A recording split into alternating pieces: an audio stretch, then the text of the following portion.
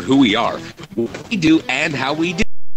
Toll free 1-866-928-3310, and we'll send you out a no obligation information kit absolutely free. 866-928-3310.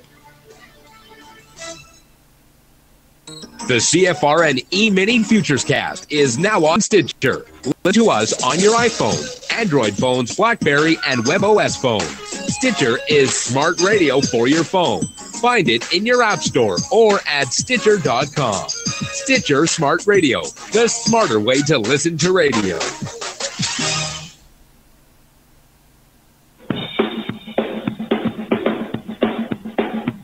Are you ready, Steve? Andy? Yeah! Bert? Well, all right, fellas. Let's go!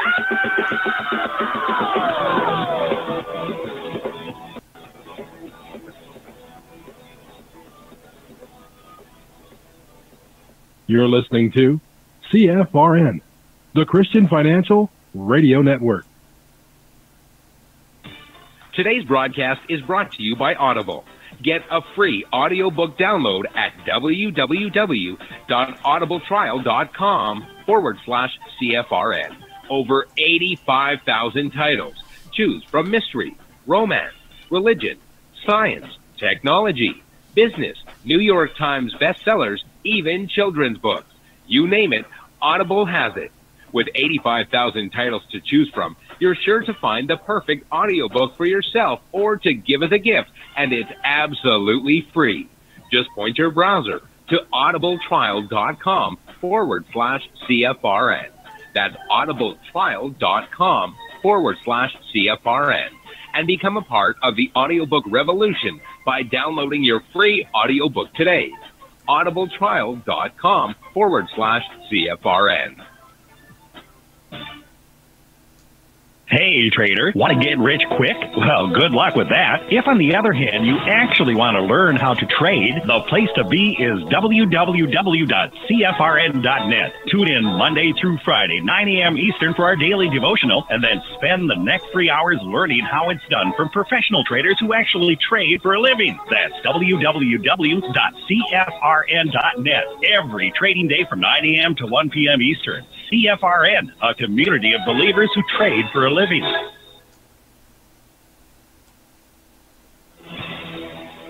Good afternoon, traders, and welcome back to the CFRN Emini Futures Cast. This is the daily broadcast of Indeterminate Length, where we discuss all things Emini, along with some really big ideas on the finer points of trading gold, bonds, crude, sugar, the euro, and even T-bills. Joining us today from our studios in Boston, Mr. Michael Bork. From our trading desk in Chicago, Mr. Bert Schlichter. Now, to get things started, let's go to our host and founder in Studio A, overlooking South Mountain, America's largest city park. Here's Dwayne.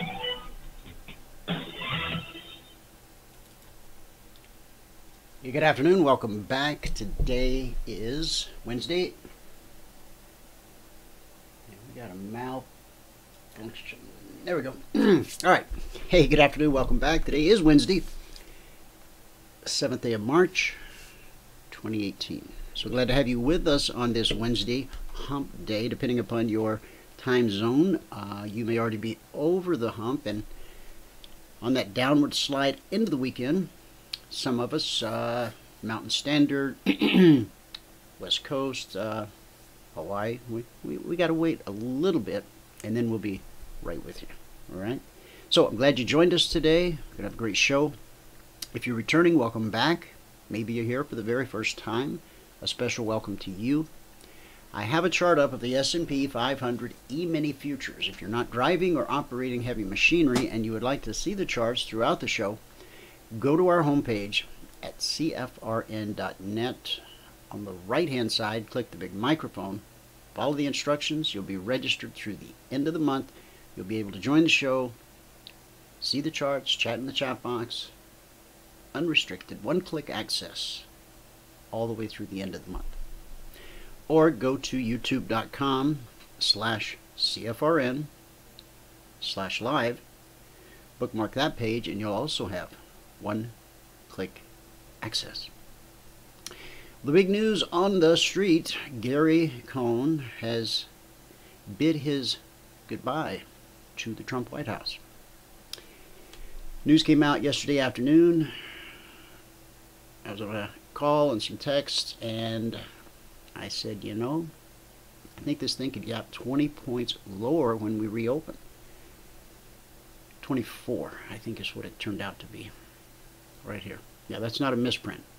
That's what happened in real time. About 4:30 my time, 6:30 Eastern, I put a tweet out and said to consider going along 2705. In fact, there's quite a bit of commentary. I'll show you where to find it here in a moment. First target, 2710. Second target, 2715. Third target, 2720. So, beautiful, beautiful trade. I hope many of you were able to take advantage of that. It was on the Twitter and also on the Google Plus blog. And you can set both of those up so that when I tweet something or post something on the blog, it notifies you. It makes your phone dance, flags your email, a couple different ways. All right. Let's take a quick look at the numbers around the world and see how this has affected everybody. Currently here in the U.S., cash markets, we'll do the futures in a moment. Dow is down 286 points. It's over 1%. NASDAQ is down 40, half of 1%. S&P 500 down 21, 0.75%. And the Russell, who dances to the beat of a different drummer, is green, up a little over 4 points on the session. Now, in the commodity basket, and I might add that a U.S. judge has ruled cryptocurrencies like Bitcoin, or I suppose CT Global, are commodities. We'll see how that plays out. In our commodity basket, crude oil is down $1.43. We had inventory numbers today. That's well over 2%, trading 61.17 last. Gold down 0.75%, which translates to $10.39, trading 13.2480 last. In the Asian markets today, at the close, the Nikkei was down 165. Shanghai was down 18, and the Hang Seng was down 313. European markets were markets of a different color. FTSE was positive, up 11 points at the close. The DAX was up 131 points, which is over 1%. And the CAC posted gains of 17 points in today's session. So Europe green, Asia definitively red, and red here at home with the exception of the Russell, which has just pared its gains down to about 3.5 points. Gold now only off $10, and crude oil still down $1.48. So Gary Cohn, President Trump's economic advisor. I mean, the president's been taking a lot of credit for the economy, and everything's going well. And I have to agree. I look around, people have jobs. People who a few years ago didn't. Gary Cohn's announcement Tuesday that he would step down as President Donald Trump's top economic advisor not only signals the end to an up and down tenure in the administration, but also creates a void that could have serious implications for the broader U.S. economy. The Cohn's imminent departure from the White House, Trump's inner circle, is nearly void of voices to oppose the president's more protectionist tendencies at a time when trade policy has come to the forefront. One of the analysts over at Cowen Washington Group said the globalists just lost their presidents. He said this in a note to clients. And the head of America First remains the commander-in-chief with an empowered army in the field and ready to roll. Since the start of Cohen's tenure, some Trump supporters have derisively called the former Goldman Sachs executive a globalist over his support for free trade and his desire to rein in Trump's itch for more protectionist trade policies. In fact, the last straw for Cohen appeared to be the decision to impose tariffs on imports of steel and aluminum. Cohen argued that increased protectionism would... Dwayne, Yes. I don't want to interrupt, but Okay. you just lost audio for like a full minute there. And it's the second time in the last 5 minutes. Okay. So Well, I don't know what I and can... everybody can hear me. There's nothing I can do about it. So, Okay. I just wanted to let you know. No, I appreciate you letting me know, but again, there's nothing I can do about it. Because there's not anything that's not switched on, turned on, revved up. You know what I'm saying? Yeah. Everything's cooking. So no, I appreciate you letting me know. So those of you who missed those important moments, you'll be able to go back and listen to the show after the fact when we turn it from a live broadcast into a podcast, because it picks up everything. So if you missed something, come back and catch it later. Trump held Cohen in high regard after his success climbing from a commodities trader at Goldman Sachs to becoming the banking giant's second in command. Cohen was openly combative with the president on top aides on trade issues. Now, as much as this rocked the markets yesterday, where do we see the replacement? That might even be, well, we'll just see what kind of volatility that brings. The lack of a free trade advocate already has market watchers and Wall Street spooked. The major U.S. stock indexes opened down about 0.6%, between 6 and 1% on this morning following the news. The departure of Cohen is a very big deal for two reasons. First, it signals that protectionist ideologues have prevailed over market-friendly pragmatists. Okay? Well, we'll see who has the last laugh here. Second, the vast majority of Republicans are in open rebellion against Trump on tariffs. Now, you know, the guy that broke it down on CNBC the other day, I haven't checked his figures, but a new car is going to cost you about $1,000 more. Probably less. A can of soup is going to cost you 0.6 of 1 penny more because of the tariffs. Yes, I know there are more ramifications than just the increased cost of goods here in America, but you know, why don't we just let the man be president? We elected him, we hired him, we let Obama do it for 8 years. Let's just let Trump do what he does and see how it all shakes out. I can only say this: a year into his presidency, if you can't look yourself in the mirror and admit that the country's in better shape than it was a year ago, you've lost the ability to trust your own voice, and that's a dangerous place to live. So get on your knees and repent. That's all I'm saying. Coinbase, which operates the GDAX cryptocurrency exchange, is introducing an index fund. Okay? In the index fund will be Bitcoin, Bitcoin Cash, Ether, and Litecoin. They'll be weighted per market cap. Now, with the creation of new digital tokens, cryptocurrencies have grown into a full-fledged asset class with demand for various investment options. Another cryptocurrency index fund, Bitwise Asset Management, made headlines in December when it raised funding from Silicon Valley investors David Sachs, Keith Boyce, and Naval Ravikant. The first fund is aimed as an entry point for folks who are new to digital tokens. For those who want a passive investment, Coinbase product manager at Axios explains this whole thing. Now, it's only available for U.S.-based accredited investors. Right? Now, that's a big word, accredited.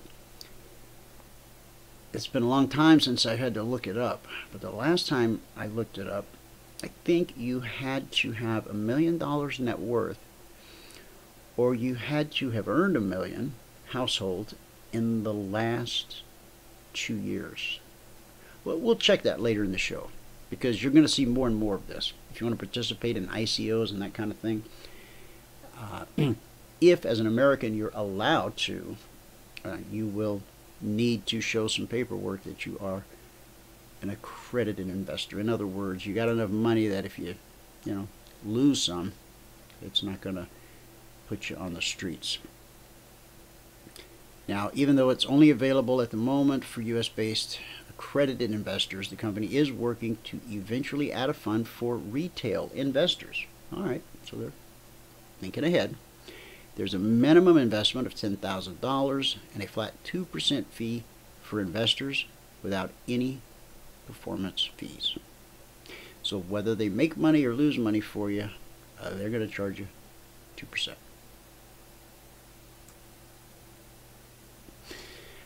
Okay, we've had the numbers. We've had a couple of headlines. We've talked about this. Now let me show you this. Then we'll go to Michael, get a recap of everything that happened in the live trading room today.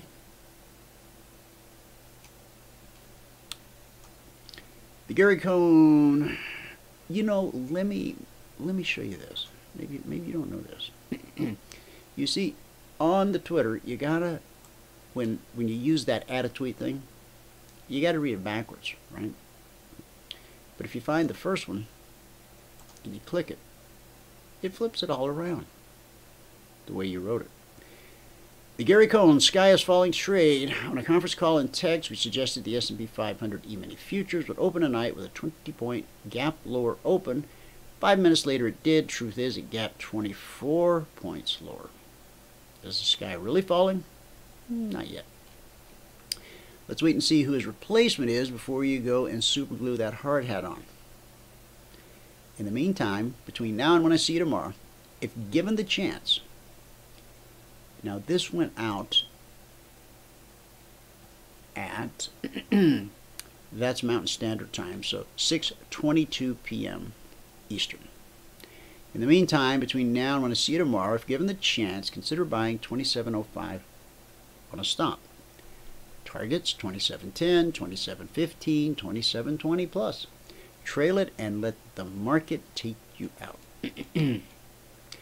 CFRN partners, you understand stop loss placement. Use what you know. Once price rises above the BBC on a 5-minute chart, that should be a nice spot to lock in gains. Don't take them all yet. Let it mature. After it simmers for 6 candles, shift out to a 30-minute chart and tighten. This will make for a great discussion on tomorrow's broadcast. Send questions. I'll hold off on tonight's Concierge Alerts until the dust settles.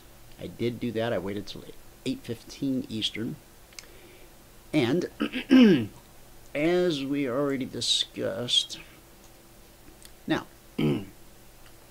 perfect opportunity to explain something that I endeavor to explain every day, but because this is so fresh and because everybody, may have been aware, or at least some of you were aware of it on Globex.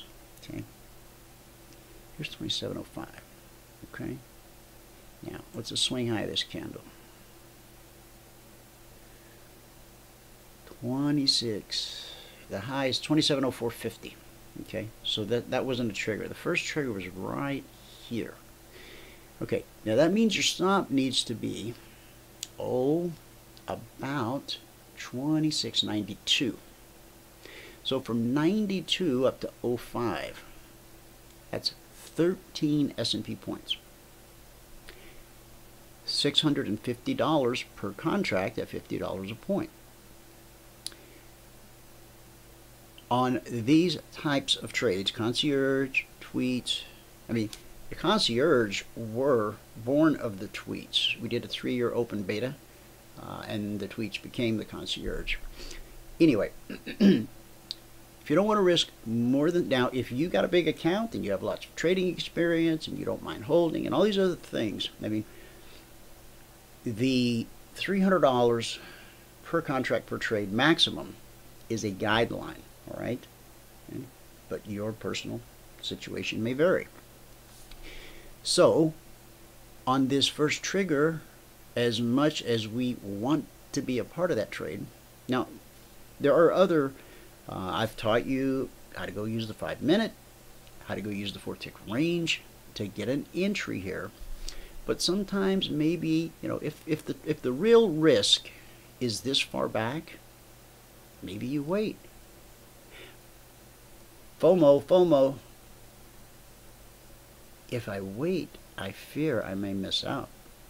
Well, if you do, the good news is we have 7 other markets in that email and 15 other trading opportunities, and that's if they only trigger once. So what happens?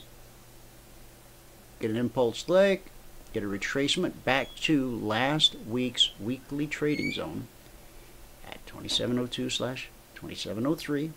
Again, the carryover power of the zones, guys. Look at where it kept banging its head. Boom, boom, boom. So when I reveal this week's zones later today or on Thursday, as I typically do, you know, maybe you make note of them. Well, I'll leave that up to you. Now, we get back below the trigger because important prices and important areas are almost always tested. Now, I went on to say somewhere,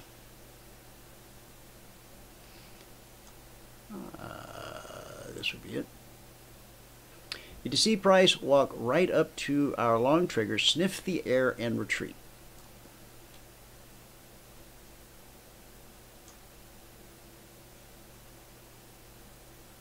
Yeah, okay. Stay patient. Let it sniff the short trigger if it needs to. Remember, the important prices and important areas are almost always tested. If you don't catch the first trigger, no worries. Now, I sent that out at, that would be 9 o'clock. It'd be 11 p.m. Eastern. Okay. What I just talked about happened this morning at 7 a.m. Eastern. Okay. All right. You don't catch first trigger, no worries. Often the second or third trigger will offer less risk and greater profit potential. The S&P 500 E-mini, yes. Also, the Dow, the Russell, NASDAQ, crude, gold, soybeans, bonds, the euro. I know you were taught they all have different personalities, right?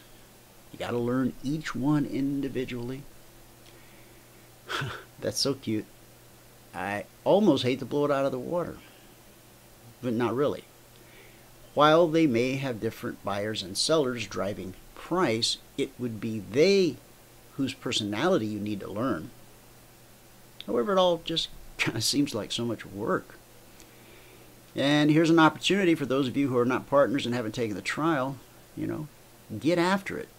Take the 5-day free trial. Figure out how we do this, okay? How do you map that out? Not prophesying, just mapping it out. Because only so many things can happen. If it's not this, then it's got to be this. Okay? All right. You can take the free trial. You can book a free one-on-one mentoring session. Here's the link.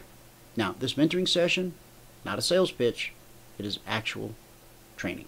It's 45 minutes to answer any questions you have and to help you become a better trader. If you ask questions about the mentoring program, I'll be happy to share it, but this is not designed as a sales pitch. So if you click that link, you can book your one-on-one. All right? So we broke it down, and then first trigger, maybe too much risk. Second trigger. All right, what do we got? What do we got? Let's say, I think we could safely put our stop at about 26.99. 26.99. Right there. Okay. Now from 99 to 05, that would be 6 S&P points. At $50 per point, that would be exactly $300 per contract risk. So you get your trade on, and off it goes. And we immediately, in the next 30 minutes, run all the way up to 27.1675. So that's about an 11-point run in 30 minutes. We'll pull back, natural. Hands the ball to this guy. He takes it back upfield to the same spot. There's another handoff, and boom. All right. I guess that's Michael telling me that nobody can hear me, so I'm just going to go ahead and turn it over to him.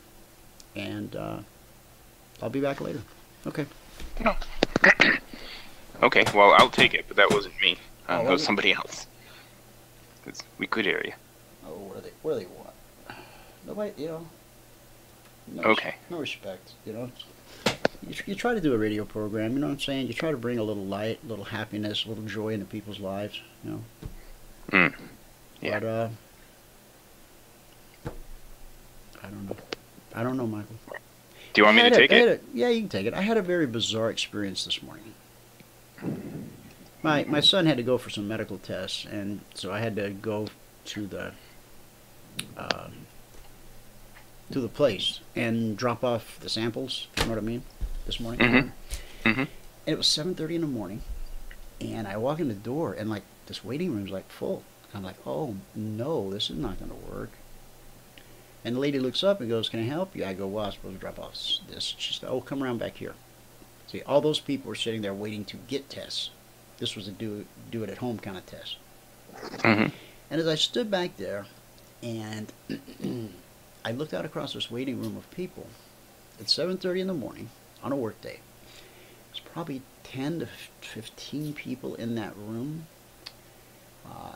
They're not there for fun and games. Something's up. You know what I mean? Yeah. And a doctor has sent them there to get whatever kind of test, blood test, urine test, whatever. And I just stood there thinking. Not a one of them had a smile on their face, and I don't blame them, because they're there. Unless some lady maybe was there to find out if she's pregnant, that would be a happy thing. But by and large, everything else is a dark, foreboding cloud hanging over your head. And I really thought this thing through to the end. In the program, they call it playing the tape all the way to the end, but I said, statistically speaking, at least one of these people, if not more, probably won't be here 6 months from now. You couldn't tell which one was, like really, really sick. They all just looked really worried. And the countenance, all I could do was stand there and look at them while this lady did my paperwork and just kind of pray. Because you never know when, tomorrow, some lump, some bump, some whatever, and you're sitting in that chair. And, yep. Man, my heart just really went out to all those folks. And in complete transparency, I prayed for them for about 30 seconds, and then I started just, my 23andMe started screaming into the void, oh God, why does it have to be like this, Because every person within the sound of my voice, unless you get ran down by a bus, or run off a cliff, or fall out of an airplane, we're all going to sit in that room someday. Some of us will get good news. Some of us maybe not so good. Yeah, I'll be going to that room soon. I have an appointment today. Well, okay. What we have to hang on to here, is that God's in control. He works all things together for the good of those who love Him and are called according to His purpose. Now, okay, so you can't change the fact that life runs out. You can't change the fact that throughout life there will be health issues, your own, your loved ones, your children. When your child, whoa, he's not even old enough to be worried. I'm doing the worrying for him. And so the only thing we can do, it's kind of like with trading, okay? Some people think they're going to figure out a way to not get stopped out. They're not, okay? But if you know you're going to get stopped out, then you can build a plan that embraces that. So if you know that someday you're going to be in that room and there's nothing you can really do to change it except step in front of the bus, then you need to make sure that you are one of those people who are called according to his purpose. I had an old saying. I had a saying for a long time that people got sick of, and so I quit saying it. But the last business that we had 50 employees, and it was like Google, but we didn't have all the toys, but we had the spirit. And people would walk by my office and they go, hey boss, what are you doing? I'm about my father's business. Sometimes I'd be on the computer. Sometimes I might be shining my shoe or winding back the security camera so I could see who left the French bread on that girl's desk with the post-it note that said no batteries required, because she was threatening a sexual harassment lawsuit. And I finally convinced her in my office. I'm like, really? And she got my drift. So, and the guy that did it, Ron Highsmith, my God, he denied it until I actually went to turn the monitor on, and he's like, okay, I did it. I went out in front of the whole room and I beat him over the head with the French bread. I said, now you apologize to that woman on bended knee. I made him apologize in front of everybody, because I really didn't want to get sued. You know, we'd had a pretty good year. I wanted to hang on to some of it. So anyway, well, just another page ripped from the life of me, Mr. D. Yes. All right, buddy, take it and run. Okay, it's 12:35. Thanks for humoring me. Okay. All right. John's waiting out there too, so I'll be quick. All right. Today we had a yellow day, guys. Let me find that. Let me start out the way that I always do. Here we go. Here it is. All right. If you have not taken a free trial with us, go to the homepage at cfrn.net. Right up here at the top, it says sign up for the CFRN live training room. 100% free trial. User indicators, learn our strategy. Click here. When you click there, you'll be brought to this page, where all we ask for is your email, your first name, and how you found us. Click the submit button. Once you do that, you'll be sent a confirmation link. You must click on the confirmation link. Okay, if you don't click that confirmation link, you do not get the trial, because we don't know until you click on that link. Now, today we had kind of a back and forth day. We got within 3 ticks to getting our goal for the day, but we did not end up getting it. But we did end up a little bit positive. Okay, so on the euro we're +8, on crude we're -4, on gold we're +12, and on the ES we're -8. That put us at +30 on the day. Took 11 trades to do it. So on the month now, gross profit $415. It's over 5 days. On the year, gross profit $7,780. That's over 42 days, averaging $185 a day. This month is starting off kind of slow compared to last month. Last month we ended the month averaging $269 a day. But it is what it is. You know, I'm not gonna blow smoke. All right. On gold, we had just this one trade here that we took 12 ticks profit on. There was another one here that we missed, and there was one right here that just happened that did not put in a higher swing. That would have been a break even or a couple of tick profit trade. Okay, so while Dwayne was talking, I went through and highlighted all these things. This is the euro. On the euro, we had one trade right here. We took 8 ticks profit. We missed a trade there. We missed a trade there. Missed a trade there and there. And let's see, nope, the blank step line crossed up. Yeah, there would be a trade opportunity here too, right now. Okay, but we ended with a +8 on the euro.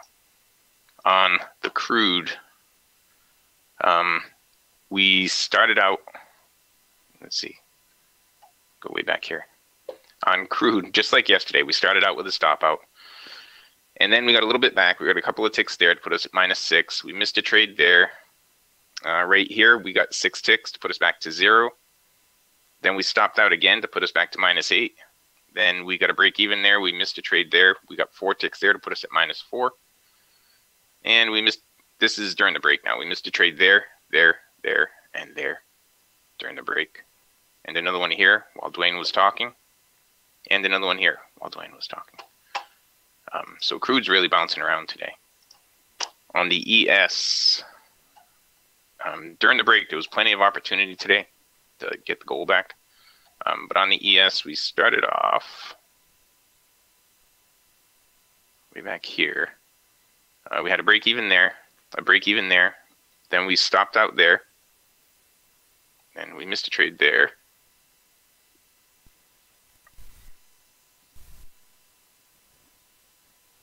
And that was it on the ES. That was it. During the break, though, there was an opportunity to go short there, and an opportunity to go long right here. So there was plenty of opportunity there on the ES during the break. All right, so back to the spreadsheet. Again, it was a yellow day because we ended positive, but we did not get the gold for the day. So we had 8 ticks on the euro, -4 on crude, +12 on gold, -8 on the ES. 11 trades today. Okay, not counting the ones we missed, of course. 415 gross on the month over 5 days, averaging 83 per day so far. On the year now, 7,780 over 42 days, averaging 185 per day so far. Okay.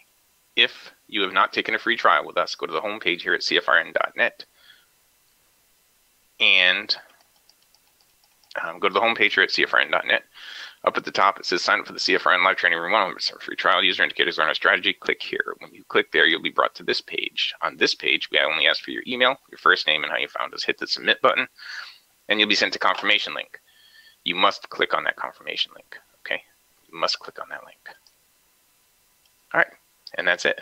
With that, we can pass it back out to fabulous Phoenix, Arizona, Studio A, overlooking South Mountain, America's largest city park. Dwayne, if you are ready. And John is out there, so I can flip his mic on whenever you are ready.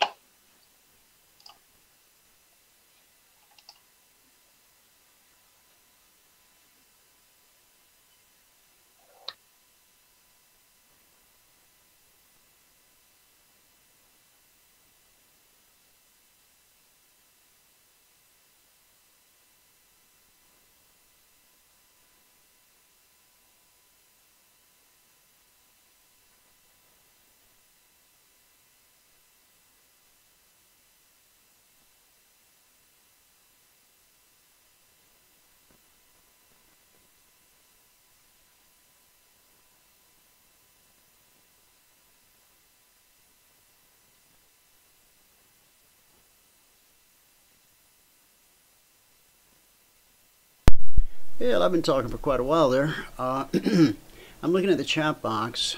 Some people could hear me, some people couldn't. But where's Michael? I'm here. What do you... Okay. I was waiting for you to take the charts back. You already done with the... Seriously? Yeah. Oh. It's 12:42.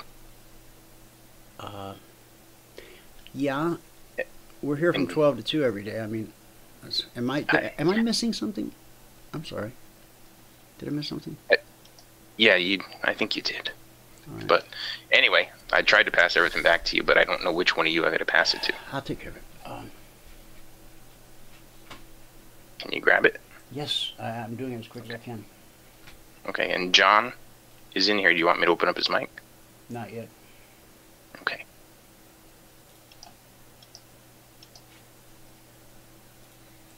I'll open it in just a second. What I wanted to let everybody know, and you as well, I understand you got to go. Guys, a long time ago, those of you that have been around a while, remember that we had a CFRN toolbar. Okay? It was pretty handy. It did a lot of things. Well, I've decided to go one better. Been working on this for a while, and I don't know who won the drinking game today. You know, they have a game where it's like they sign a sheet, and how many times will he say how busy he is, you know, on today's show. And so I don't know who's won or who's winning at this point, but I have been really busy. And so there's another one. Everybody take a drink. Okay, go ahead. Now I'm going better than a toolbar. I'm building you a browser. These are partners, CFRN partners, and also CT Global crypto token owners. All right, I'm building you a browser from the ground up.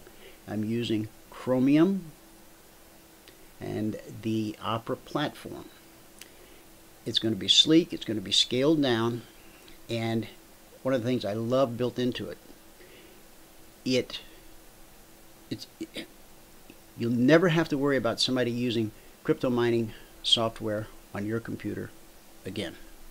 Now, these hackers, these bad guys, nope, can't do it. You block ads too.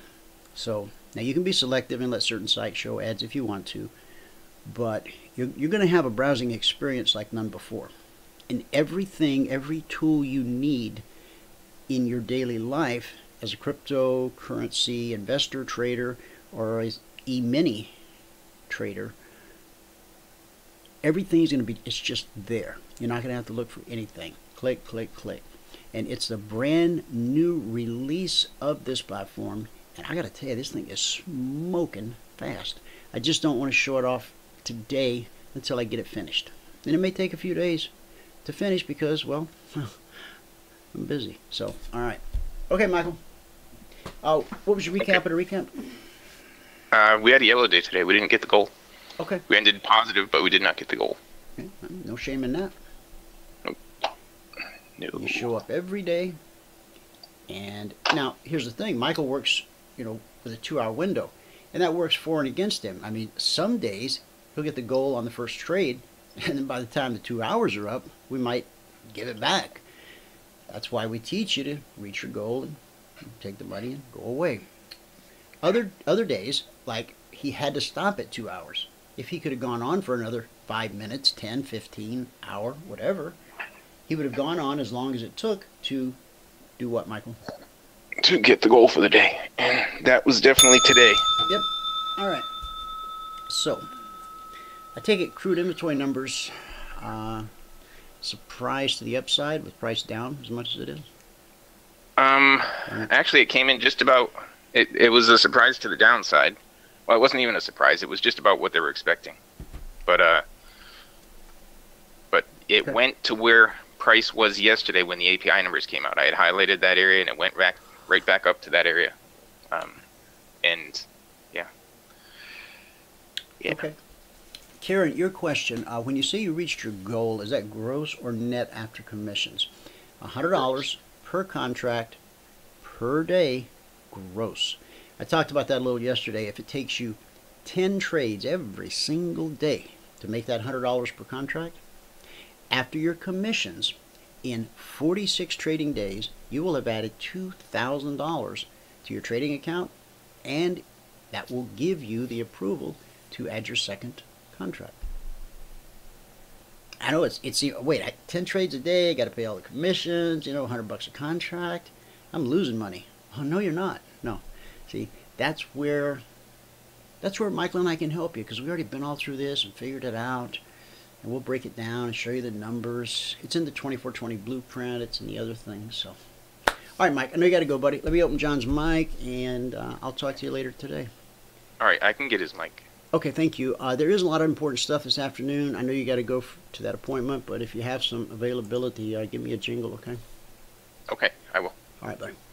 All right. John, welcome to the show.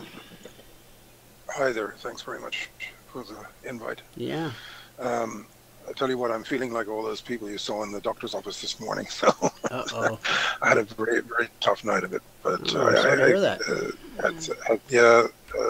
Those small tomatoes that are very tasty, the cherry tomatoes. My wife bought some. Tomatillos? Looks like they might have been contaminated or something. And a few minutes, about half an hour after eating, and I really felt sick. It was just really nauseous. I haven't thrown up in about 20 years, and I was having a bit of it last night. So anyhow, and I know you're a navigator on the Love Boat. Did you ever experience seasickness? Seasickness, yeah. I'm terrible seasickness. Really? And you did that for a living? Yeah. Okay. I experienced it.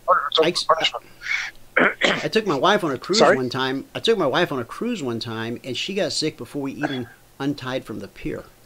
It was an absolutely That miserable can 3 happen days. with some people, sort of, you know. But you know, I look at the cruise ships where you have stabilizers and things. But I can, as I think I've told you before, I've been in some situations that were pretty scary. One time we were in the Bay of Biscay, off France, in the Atlantic, you know, and the waves were so big we couldn't turn the. We had to keep the ship. You know, into the waves, into the wind, and the waves were gigantic, and we were literally surfing down the waves on a 45,000-ton ship. And that very day, 3 ships sank within 20 miles of us. Wow. And we couldn't render assistance to anybody. So, you know, I've had a few other kind of. I've been in some storms. I mean, I've been scared to death, to tell you. Yeah. So anyhow, I was on a fast frigate, which is a small, very small boat compared to what you're talking about. And we were in the Indian Ocean. We were taking 40-degree rolls, and a 40-degree roll, there's a 50% chance you ain't coming back up. I was lashed to a stanchion, and oh my God, I never been that sick in my life. But I only got it once. It's like the one time cured me. You know, it was like an immunization or something. I don't know.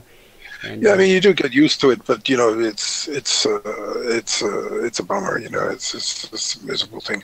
For a lot of people, it's like an inner ear thing. Yeah, go ahead. Yeah, we've got some unbelievable markets going on today, and I'll just give you a kind of a rundown. Last night we sold right on the open, and as a matter of fact, we sold at 17:30. The news came out about 17:29 or something. We sold right on the news, and the market tanked early on, and we covered near the lows, believe it or not, and went long a couple of times during the night because I was up half the night anyway. And we got a few trades, some really excellent trades, from low to high, back down to the lows again, and then the last low of the night, which was sometime in the early hours of 5, 6, 7 in the morning, we went for that, and I could tell the market was probably going to go higher. And then this opening was just magic, you know, this blistering open we got. And you could tell from the behavior of the VIX, which we actually sold the VIX last night at 45.90 before it went off trading. So we really did an incredible job.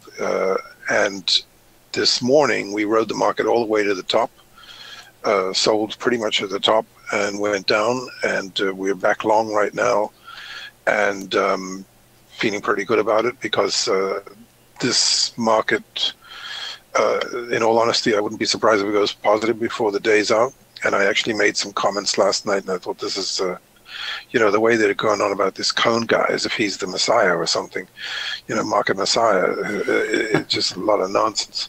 And I said, look, the guy's a meddler. He's not backing the president. He's a Democrat. And, I didn't say that, but he should, good riddance to him. Scaramucci, who was on a short while ago, probably make him as good. Look, Scaramucci's a lot richer than Cone. He's a billionaire, pretty much. He's a very, very sharp guy. I mean, he's built his own business from scratch, and he'd probably make a very good economic advisor. And he's a loyal guy too, So, and he understands Trump. He understands. Look, Trump's willing to take some hits to get the long-term gains, and I think he's got a very good standing guy at the Fed right now. This is sort of becoming the Teflon market. Every time it looks like it's going to crater, it comes back. We did pretty well on Maxim this morning. Maxim, we actually went long yesterday, and it kind of scared me a bit this morning because it was down in the opening, but then it suddenly took off and went to a new high, and we sold it at 63.30, believe it or not, and went short. And we covered it down here just a short while ago, and I think it could go back up before the day's out. And the Twitter, also we sold at 60, whatever it was, something 30, around 30. So it's pretty close to that price right now, but Twitter's been acting extremely well, as I've been talking about. Yesterday, a lot of the fangs were beaten down. You could sort of tell there was trouble around the corner. I think we talked about that at length. We also talked about the VIX, and the VIX did go up this morning.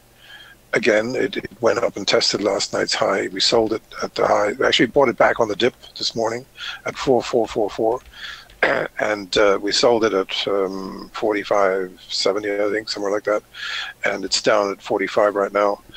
If the VIX goes down to the lows today, it may negate that scenario that I was talking about yesterday, because we kind of had that already. Now, it doesn't mean to say, if anything else happens, the trouble with Trump is there's sort of a mine, there's minefields.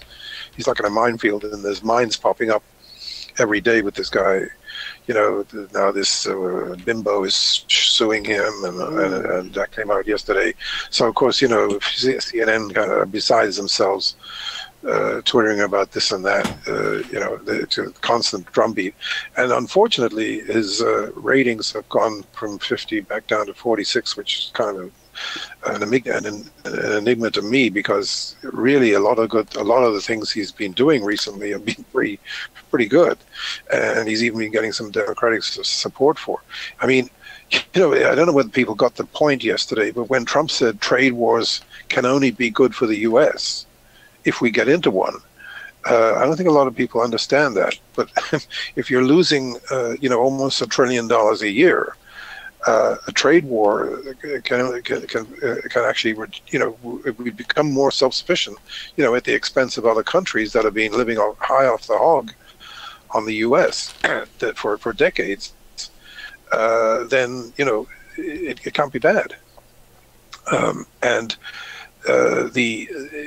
think there's a little bit too much emphasis on this trade, and it is grossly unfair. I mean, I've talked about this on the show before numerous times with you about the European Union is a great model, if you like. It's like this, it's obviously modeled on the U.S. where you don't go, you pay state taxes and stuff like that. But, when it comes to buying cars or something like that, it's a level playing field. And in the old days, being in little old Ireland, if you wanted to buy a Mercedes back in the 60s or 70s, you had to pay double or triple of what it probably cost in Germany, because there were all these tariffs and import taxes and everything. Whereas today, it's homogenous. The cars are the same price pretty much all over the continent. And not so long ago, it was the same story with Mexico and sometimes Canada, where cars are more expensive. That's actually changed drastically. It's almost a level playing field now, mostly. But the true form of NAFTA was never fully implemented.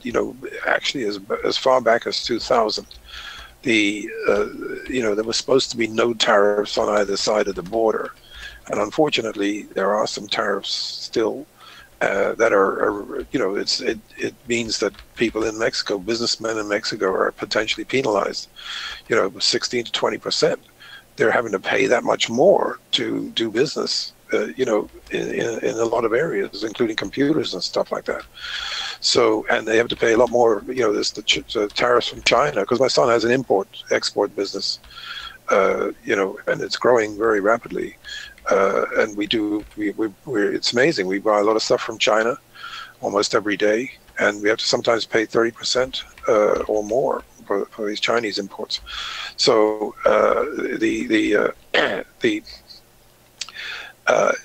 getting rid of these tariffs is that's what Trump's trying to do, and it's BMW's this 10% tax on U.S. cars in Europe is just crazy. It's insane. And it makes, look, if you've got the choice of buying a Chevy or a high-end Chevy or SUV or something like that versus a Mercedes or BMW or Alfa Romeo or an English car, you're probably going to go for the one that's maybe a bit more expensive, but you're not paying the import duty on it. So I think, look, this could become a world, you know, in which all these barriers are finally broken down forever. Maybe Trump's going to come up with a plan that will eliminate all these tariffs worldwide and put everybody on the same page. No more dumping or anything. I mean, it's the same. It's what I've been saying about Trump. I wish Trump would go to Russia tomorrow and hatch out a deal with Putin to put a moratorium on hacking in each other's elections, and then make the same deal with other countries around the world. And at the same time, but you got to get, it's one thing if Putin agrees, but you got to get the hackers to agree. No, that's what I'm saying. The hackers, no, I've already thought of that. You know, the death penalty for hackers that interfere in elections, or something close to that. You know, maybe life in prison. That'll stop it pretty quick. And no sanctuary. No, it's just like after 9/11. It's the same thing. You know, no sanctuary for terrorists anywhere. You're either with us or against us, and this has got to be the same model for hacking and all this kind of nonsense. Because, you know, if they're hacking billions of dollars out of the economy, or even trillions, it's a real problem, and we got to stop it. And I think there's massive points to be won by eliminating this scourge from the face of the earth. The quicker the better. And then all these damn Democrats don't have, you know, instead of saying, oh, I'm petrified about the next election, you know, it's so pathetic. They keep on, you know, this mantra is just crazy. You know, it's ridiculous. So, yeah. Hey, can you see my screen? Yeah. Let me just show you something here. I showed everybody else. You may have already seen it, but let me just grab it again real quick. Yeah, here it is. Yesterday afternoon at 6:22 Eastern, after the big, you know, gap lower, we sent out a tweet, and we put it on the Google Plus blog as well. And the trade itself was consider buying 27.05 on a stop, target 27.10, 27.15, 27.20 plus. Trail it, let the market take you out. And then I commented, and I'm going over this again because I want it to really sink in for everyone. I came back a couple of hours later, and I said this. Did you see price walk right up to our long trigger? It didn't trigger, but it walked up to it, it sniffed it, turned around and reversed. Stay patient. Let it sniff the short trigger if it needs to. Remember, important prices in important areas are almost always tested. If you don't catch the first trigger, no worries. Often the second and third trigger will offer less risk and greater profit potential. So it came together just beautifully for all of the partners who've had the training and know how to do this. They didn't get sucked in to this long trade. Not that it would have hurt them if they did, because there was too much risk involved. But when it came back right here, beautiful, and just boom, boom, boom, boom, you know. Yeah, remember yesterday when I came on, just as I came on yesterday. Remember that I said the market's going to go vertical. Remember that, and that was from where you could. Yeah, and then it started faltering towards the close, and I could tell it just didn't look good the way it went into the close yesterday. By the way, we just gone to a sell here on the markets right now. So and a rebuy on the VIXs.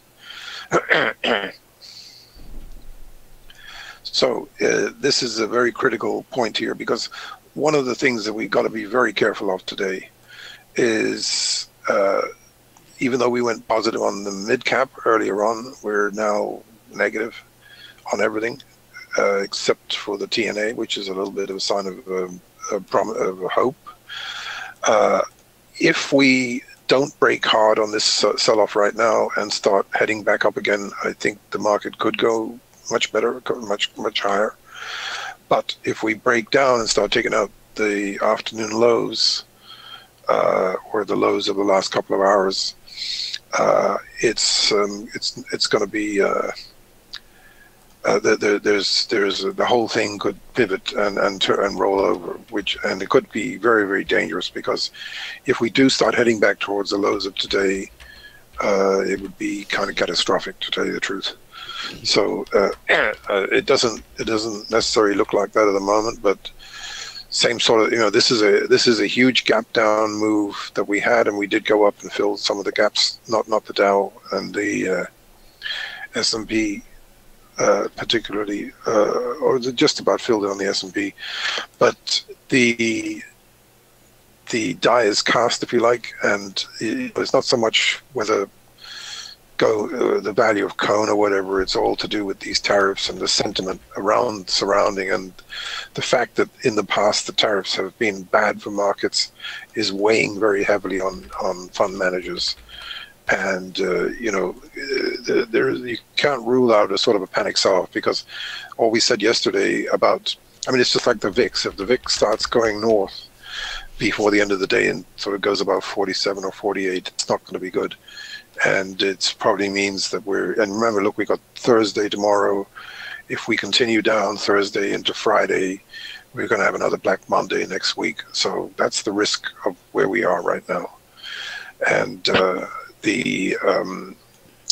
and in a way, quite a few stocks, we've had a huge rally off these lows, and definitely late yesterday and going on today, a lot of the charts and profiles of stocks are looking more like they've got a pretty big sell signal here at the top of the market, above the market. It's even like this Maxim. It roared up to a new high this morning, and it kind of, it's on a pretty big reversal right now. So and the same thing's happening with Apple and Google and Amazon breaking down. Facebook had a bad day yesterday. It's rallied a bit today. Even Netflix, which is supposedly invincible, is having a bad day. So it's definitely, and the drug stocks, Celgene and Amgen, which are two juggernaut drug stocks, are in a lot of trouble. So the whole scenario doesn't look very, very good right now for the market. Yeah. Now, who's going to replace Cohen? Has that been discussed? Kudlow, possibly. Scaramucci, maybe. I'm sure they're going to find somebody good to do that job. There's plenty of smart people out there. Hopefully, look, there's nothing wrong with getting new people in, fresh ideas, and somebody a bit more loyal to Trump would be a good idea, because he's listen, Trump, as Scaramucci said on about an hour ago, people don't understand Trump. They don't give him credit for he's a real detail guy. He's meticulous. He's a stickler for excellence, and if you're not up to speed, you're going to get fired. And he's firing a lot of people because he's going to bring the right people in. So and I think I do believe I think putting this guy Pompeo, he was pretty up on him, but there's a fellow who wrote an article yesterday who has some sort of CIA connection, and he kind of imagined himself being appointed to the CIA and what he'd do on day one. He'd turn the world upside down, and he'd get to the bottom of all this nonsense in 5 minutes.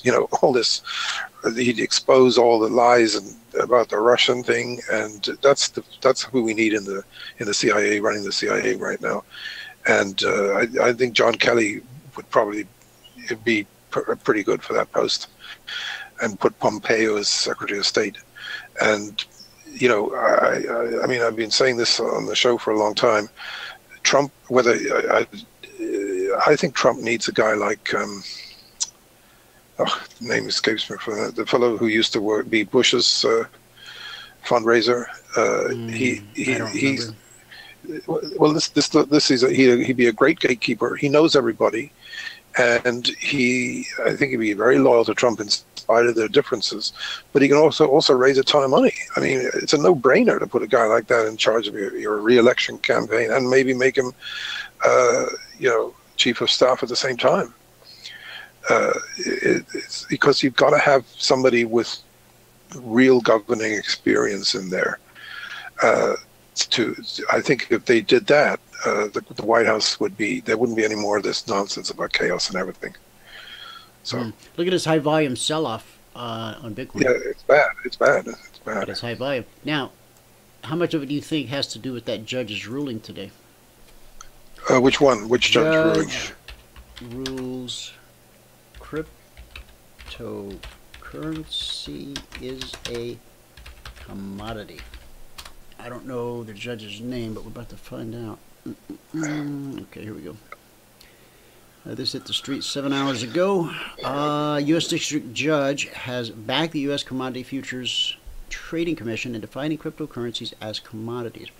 According to a memorandum in order for a court case that the CFTC had brought against cryptocurrency business operator Patrick Carey McDonald, Judge Jack Weinstein from a district court in New York ruled that a virtual currency can be regulated by the CFTC as a commodity. Can be, hasn't been yet, will be. There's regulation coming, guys, and it's going to bring law and order to the markets, and so it's not a bad thing, okay, unless you're doing bad things. Virtual currencies are goods exchanged in a market for a uniform quality and value.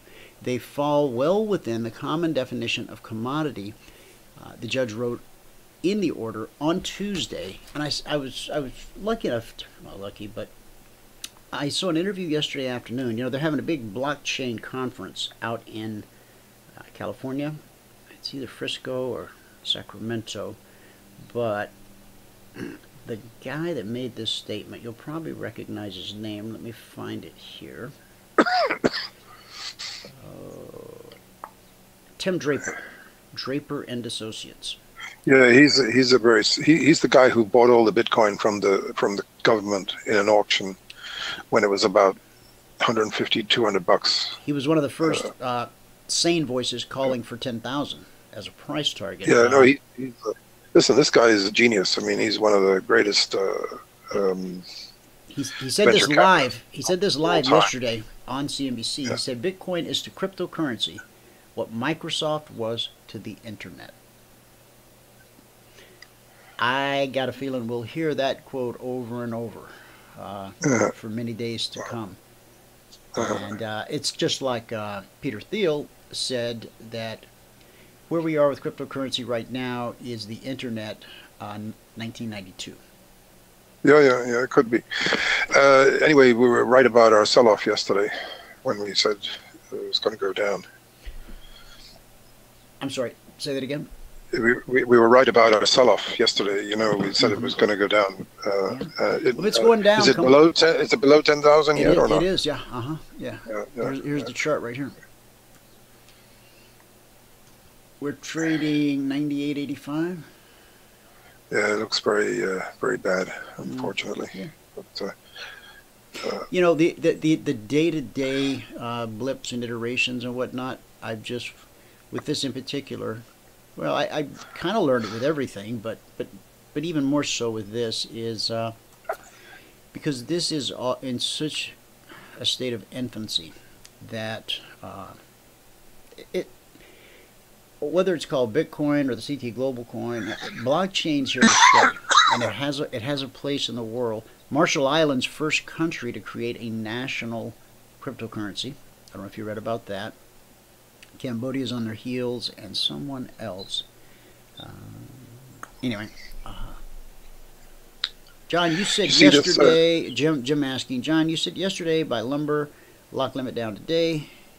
Yeah. By the way, we put a stop on the lumber at 489 last night, a sell stop. So we're short, and it's limit down. He asks about May sugar.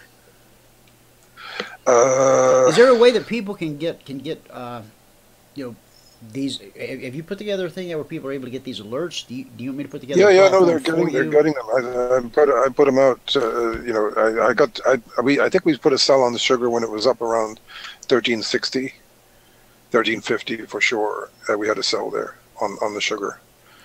Do you still have the same running feed Modar like we had before?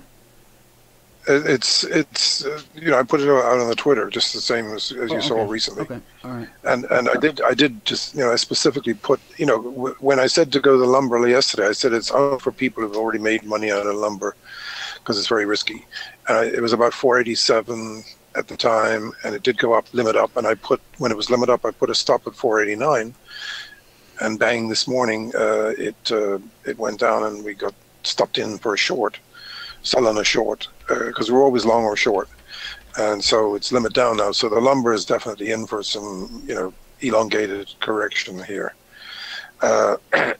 And we actually sold the gold and silver last night on this pop, on the cone thing that happened.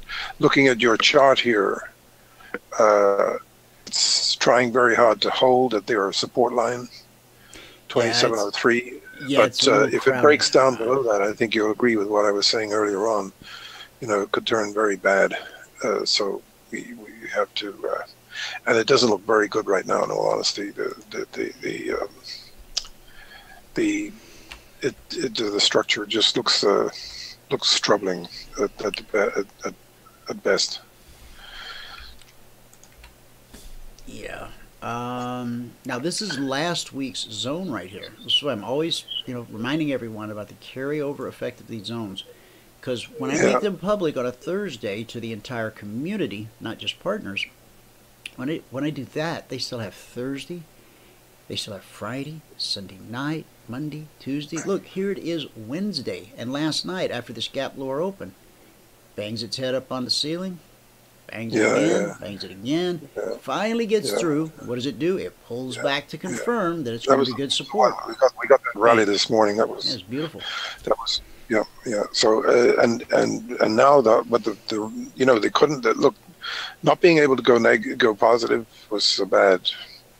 I've seen this before, where you have a kind of a day like that that looks like it's going to reverse, and then it capitulates. Mm-hmm. We're in danger of capitulating here in a way that could be really bad. I mean, this. There could be a very bad sell-off this afternoon if this thing can't rebound. For those of you who are wondering, why did you can see that the gap filled? Okay, gap lower open. Now, why did the gap fill and then reverse and head the other way? Well, I could throw any number of dynamics at you, but I'll simply tell you that there are so many people on planet Earth, from retail traders to hedge fund managers, who believe that gaps must fill. Therefore, what happens? Most gaps fill. The other thing is this, and this is as clear as bell. The market has a habit of, when you get a gap down like we got last night. Mm-hmm. By the way, I think this guy engineered this to inflict the maximum pain on the market, because Goldman Sachs came out with this 2449 is their target on the S&P. So they just kind of set the trade up.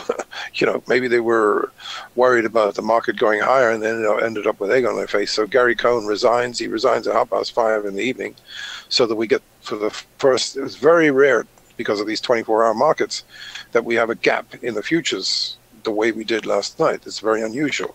And it's a kind of a dangerous sign, because when you do get a big gap like this, it's usually significant. But the market has a way of getting of going back to where the gap originated from, to give the people who didn't get short last night a chance to short right around where the trade was initiated, or where the news was came out. That's what's going on here today. And it's a perfect example of it. Now, if it's a really, really bad situation, the market would never have been able to rally even, up to right. To that's why I tried to inject a little humor with the whole sky is falling thing. Don't put your hard hat on right yet. Yeah. Hey, how do people get past the blocking thing? Do they have to email you or something to follow you on the Twitter? No, we did that before. Remember, there's something wrong with your website, because we did it before. My website? And you mean my browser? Something, because everybody else is accessing it. Let me just log out. Let me log.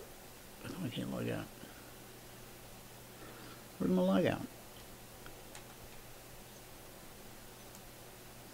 I don't get it. It's supposed to be a place to log out there. What am I?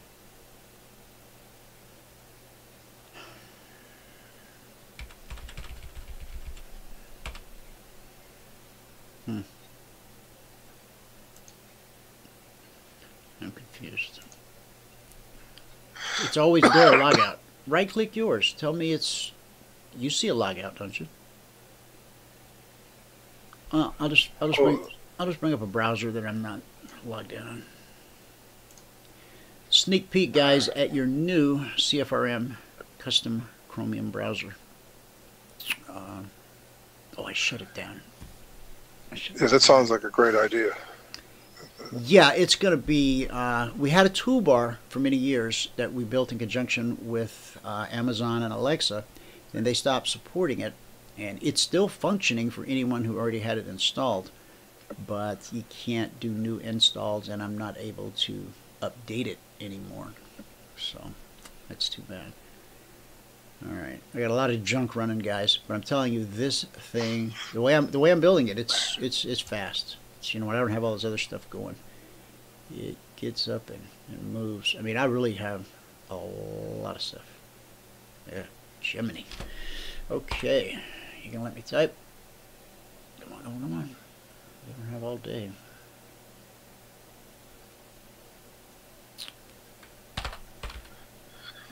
Twitter.com/. Is it markets?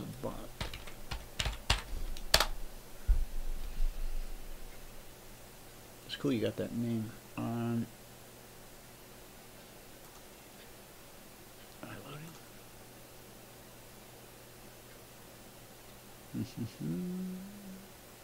What?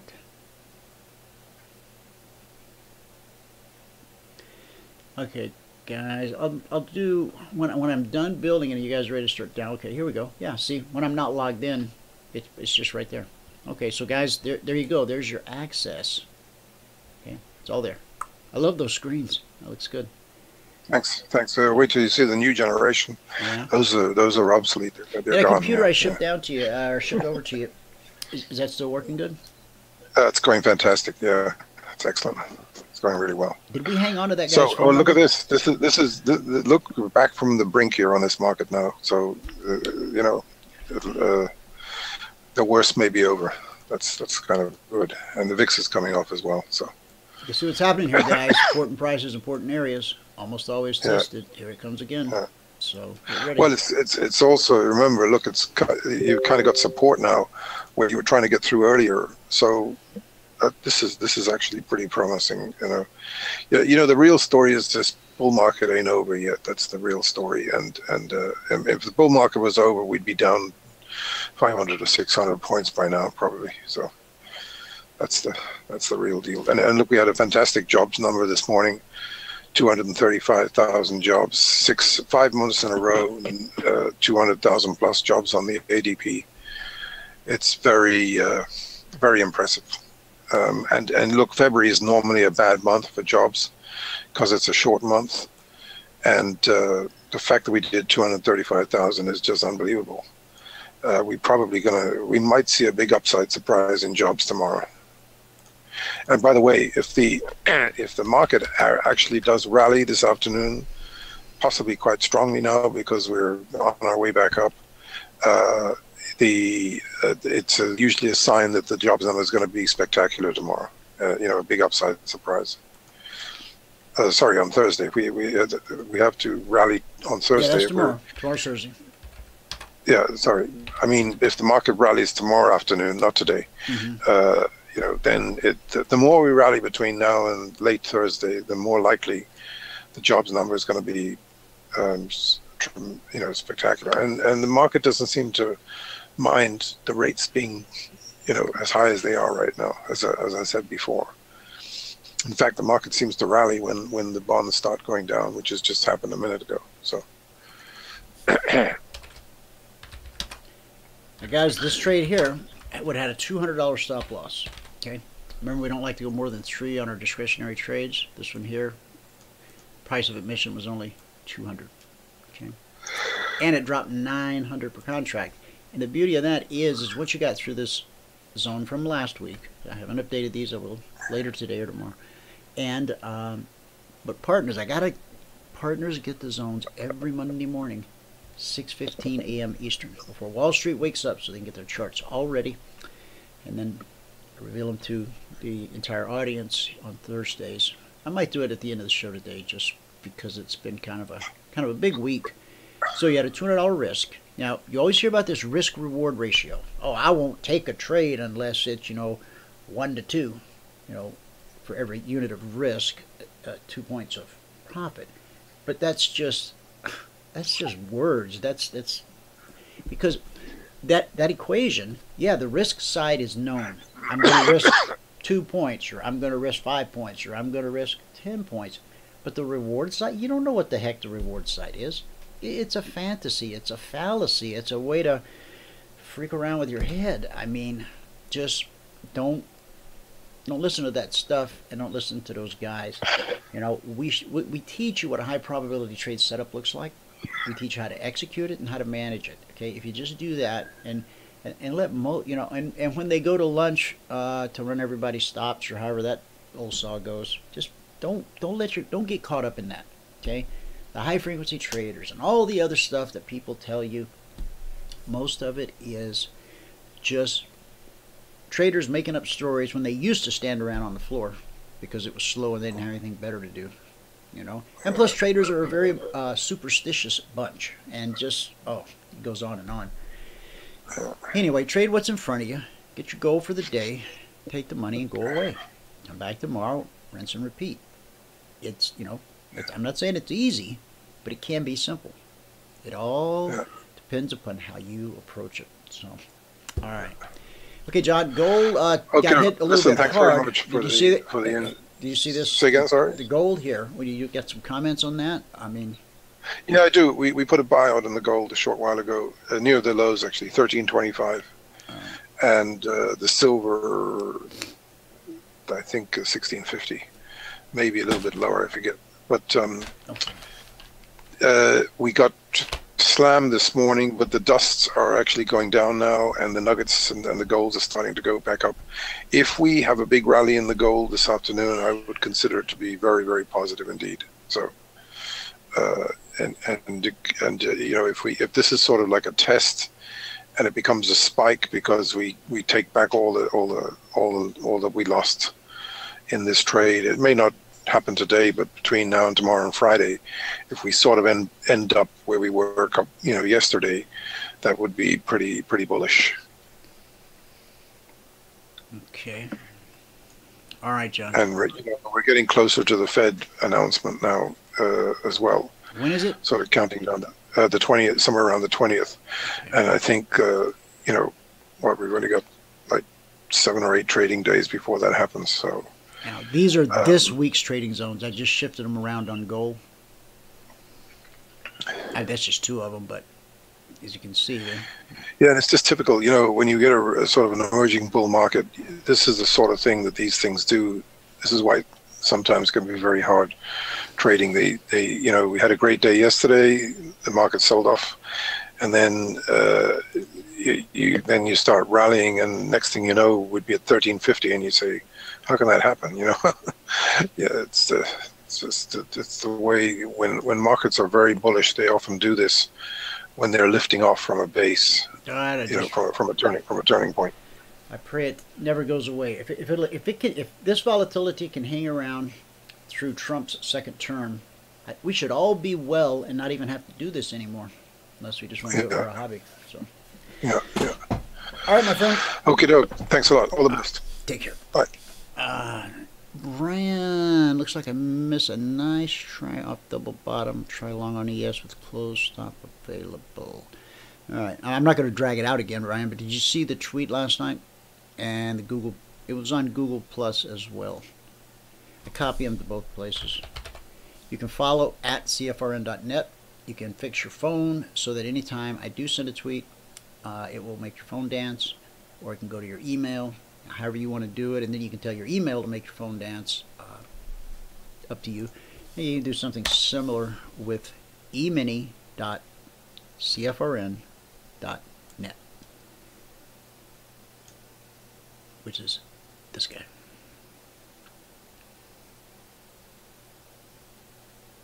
And yeah, this was the trade right here. Remember, for 3 years we did an open beta on the tweeter, developing the product now known as the Concierge Trade Alerts.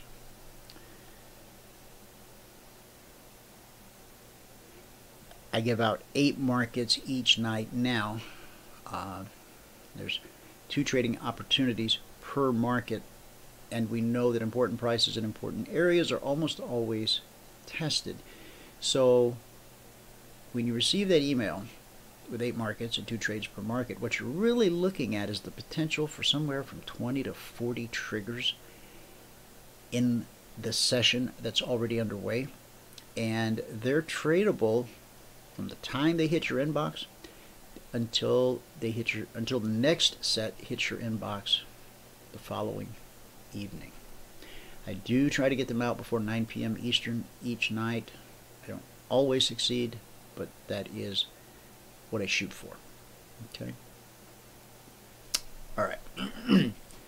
So that's a story on gold on the Concierge Trade Alert last night, which I drug out and gave you a chance to do a screenshot on if you want.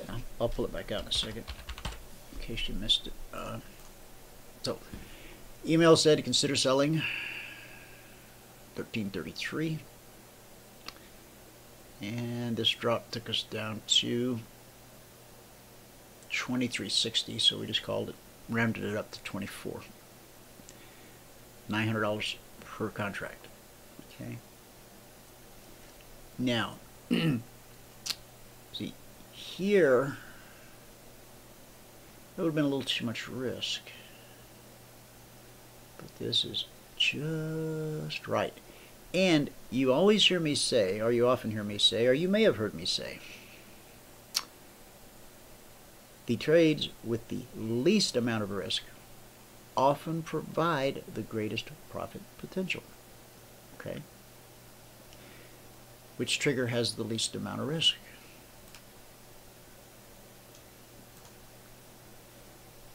That would be this guy. And on this one, oh gosh, would you have to risk $100? $100. $100 would do it. Okay. Now, trailing it. I had some questions yesterday on trailing. So let me just show you. One idea. There's others. Take a personal one-on-one mentoring session, and I'll break it down a little more. Now, I talked last night about the BBC, okay, trailing your stop, and I was on the ES trade that I was speaking directly to at the time, but the principle is the same, okay? The principle is the same. Now, we're coming over here. We had a bullish cross. Never went bearish. Okay, so we had a bullish cross at 1322, put in a high up at 42. It's 20 points, $100 a point, it's $2,000 per contract. Now, we then get a bearish cross, right? And price pulls away, price pulls back, down close, sell the open to the next candle, and if you were trailing behind your BBC here, you would either still be on the trade. The only reason you would be out is if you had some preconceived, number. Oh man, if I can get that far, I'm getting out. Well, why? I mean, just tighten your stop up, even if it's just a couple ticks behind it. Yeah, it probably will come back and take you out. But what if it doesn't? What if it decides to run another 5 points? Always leave the door of opportunity open. Protect your backside, but leave the door of opportunity open. Let that sink in just a little tad, Because if you do that on every trade, over time it begins to add up. Okay, Brian. Brian says he's all ears if we come across a radio trade. I'll be on the lookout. Yeah. Probably what's going to end up happening, I don't like phrasing it that way. let me just say what I was going to originally say. All right, you see how price walked down, and then price, it's definitely on the south side of the CFMA1, right? Now, right here, just a green candle. 2 green candles. Okay. 3. Now remember, these are 30-minute candles. This candle closed on the north side of the CFMA1. If you're in a short trade, being on the north side of the CFMA1 really is not where you want to be. And so, I mean, you could have been trailing way back here, right? But do you have to let price run all the way up to 1330? Do you really have to give all, do you have to return all of that to the store? No. Because we know that in a falling market, price is going to revert to the mean. It's going to go back to the BBC. In a rising market, price is going to revert to the mean. Okay? So you're short, but price is now trying to pull back to the BBC. It's like an obsessive compulsive behavior type thing. It just has to touch it, or wants to touch it. It will try to touch it. The only thing that will prevent it from touching it is sellers or an absence of buyers. Because in an absence of buyers, price will deteriorate rapidly. It takes financial commitment to send a market higher. Now, I know that we're sitting on top of this week's weekly trading zone. And simply based on that, would we be willing to buy 1329? Well, think about it. Okay? Given this information, that the context, these are 30-minute candles. This is a 30-minute chart. To pick up 10 ticks in gold sometimes doesn't take very long. A minute, couple minutes, depends on the time of day that you're trading. But if you were, just kicking it back here with your stop loss behind the BBC, when you see this happening, okay, it's like, yeah, you know what? I'm at a zone, this week's zone, and it should be good support until proven otherwise, even though we spiked it. We spiked it and got right back above it. So, boy, I'm at a zone, should be good support. All right. Well, let's see. North side of the MA1. Now, this could drop and put in another leg. Beautiful leg. Okay? It could do that. Or not. So, I suspect at this point, that right there is an exit signal. Okay? This candle closed at 1327.60. That would be allowing the market to take you out, even though you might click the button, Or, it closed at 26.70, which means this candle opened at 1327.60. Okay. Now, what if you put your stop? You've been trailing here, and so when this candle opens, bang, you go 2 ticks behind it. If you'd gone 2 ticks behind it, you'd still be in the trade. You left the door open. Which way's better? You had a nice run. So if you give back those 2 ticks, not a big deal. But what if you pick up, I don't know, another 4 points? It's $400 per contract. So I'm just showing you this, and this is why when we do mentoring, when we do one-on-one sessions, I'm always trying to impress upon you that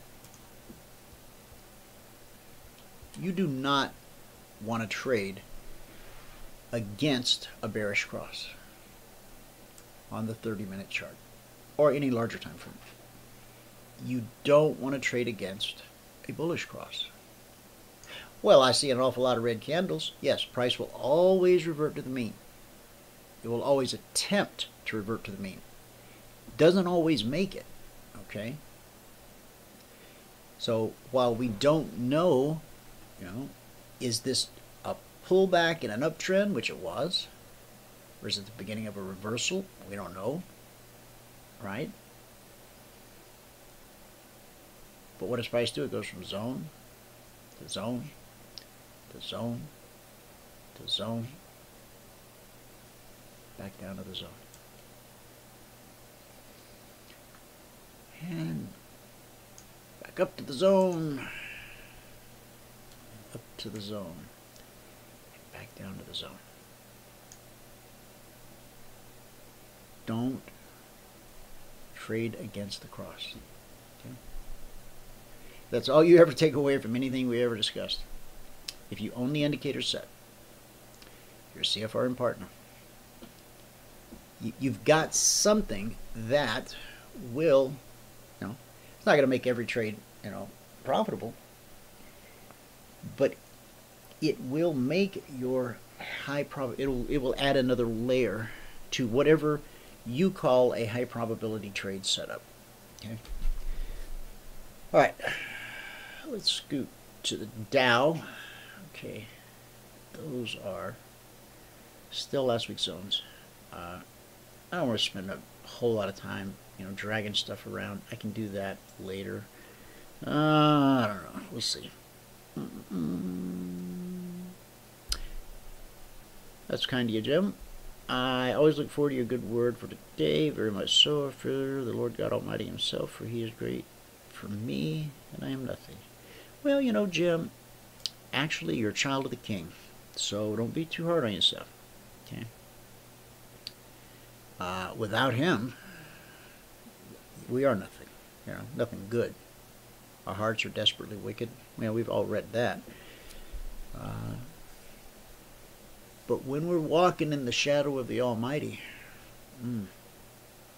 that's sonship. There's an inheritance there. All right, on the Dow last night, and anybody that didn't get a chance, they want to grab a screenshot, go for it. Oh, and on the new browser that I'm building for you guys, right over here, there's a little camera. So anytime you go to a web page and there's something worth capturing, just click the camera, drag it over. I know, pretty cool. All right. So last night on the Dow, consider buying 24,610. Okay. I gotta be down here.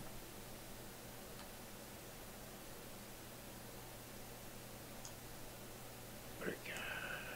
24,610. All right. I don't like fidgeting with this, guys, and you know why I can't use my horizontal line, but I'm not going to worry so much anymore about it being like to the, because I put the number, so, but I don't like looking at a crooked line. That's my obsessive compulsive badness. Consider buying 24,610. Okay. First leg up, 42 points. And important prices, important areas are almost always tested. So we get back below the trigger, and off we go again. I'll put in a high up at 816. Well, from 610 just even to 810, that would be 200 points. So it's 200 points. 200 plus points. Okay. And how much did you have to risk for that? Well,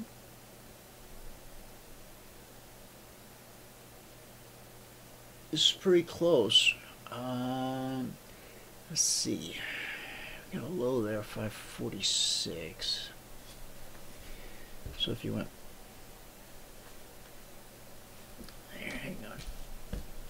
Where'd my thingamajig go?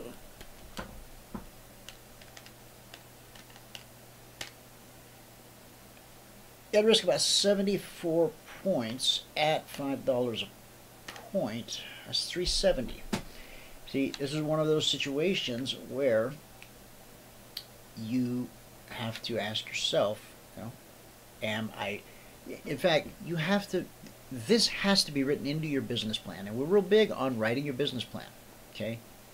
I don't mean just go get some business cards and whatnot. I'm talking a business plan. Go to your accountant. Decide what type of trading company you're going to be, what your entity is going to be. Are you going to be an LLC? Are you going to be an S Corp? If your accountant tells you C Corp, unless you got a whole lot of money and plan to hire a whole lot of employees, I don't think that's, you know, the right option. Sole proprietorship. The more you treat it like a business, the more it will behave like a business. And the more it behaves like a business, the more you're going to look like a trader, a real trader. Not a trader that goes into a trade calling room and waits for, you know, some usually grouchy guy to spit out some kind of garbled, did you guys get that? Woohoo! Yeah, all right. God, I mean, we've all been through that, and it's horrible. So even if you could find if you could find the holy grail of trade calling rooms where the guy always enunciated clearly and perfectly and told you where to go long and where to go short and where to put your stop and where your target was, and he was just awesome. Well, that and you're following him, and man, you're getting them points every day and reaching your goal, but you're not learning how to trade. He's trading. Now, in the beginning, as you're learning, that's a great way to learn. I wish I could have learned that way, okay? But my guru had other things on his mind. Anyway, it's a great way to understand the methodology, the setup, and how to know when you enter and at exactly what price, so there's no guesswork. But there comes a time when you have to begin to see the trade yourself. There's only 5 steps. Bullish cross or bearish cross starts every trade. Price pulls away, price pulls back. If it's a long, up close by the open of the next candle, plus 1 tick. And everybody says, well, it can't be that simple.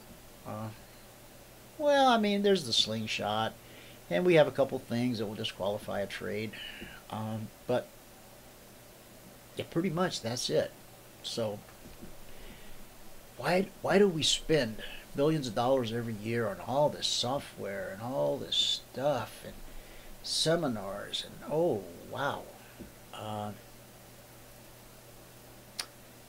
we've all done it, because when we come in, we don't have anything to compare it to. This is not like the company we used to run, or the company that we founded and built from scratch and bootstrapped and all that stuff. I mean, you could be the most awesome, innovative, tech-savvy, code-writing CEO in all of Silicon Valley.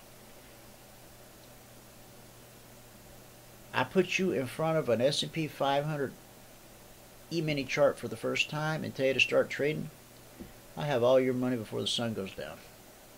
The market will. I won't. You got...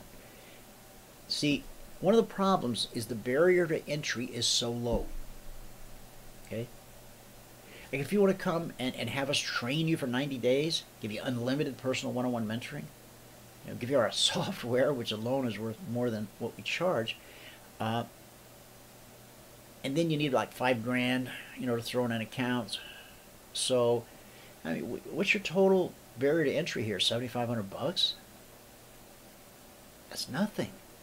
If you want to open a Subway sandwich store, you're talking about 150,000. Okay. Now, somehow in our lizard brains, the fact that there's a low barrier to entry,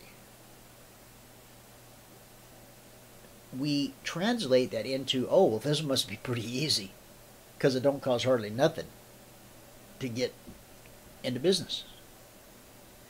When it's exactly the opposite. Subway costs you 150. Guess how much a McDonald's costs you? But let me ask you this.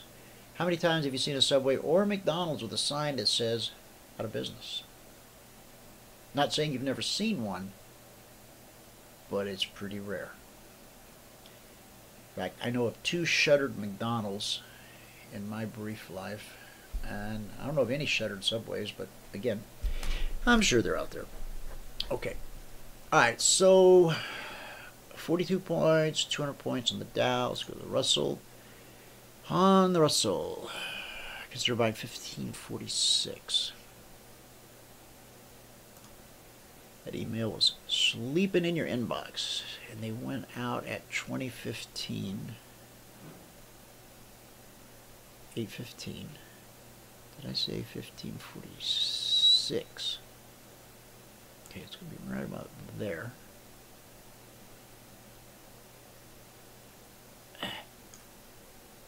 Okay. But we got to find 8:15.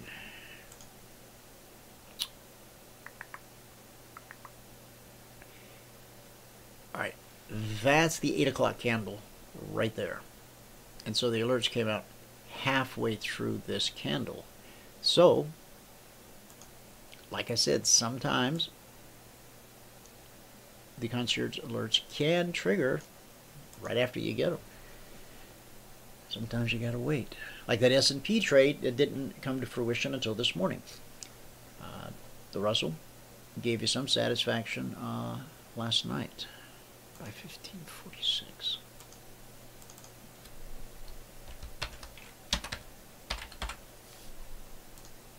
Okay. 49.8. So that would be 380.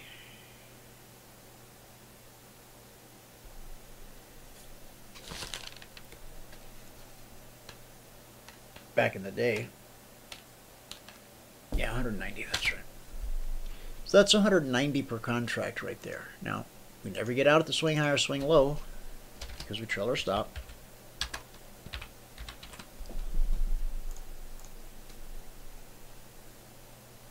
Important prices, important areas, almost always tested. Back below the trigger, off we go again. And the big run took us up to 72. So, 72 minus 46. 26.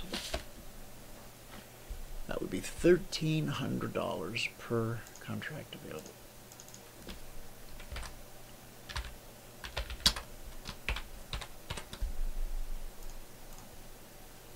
In queue. Haven't even looked at it. Wow, this thing really got tame after all that huge volatility. In queue by 68.41.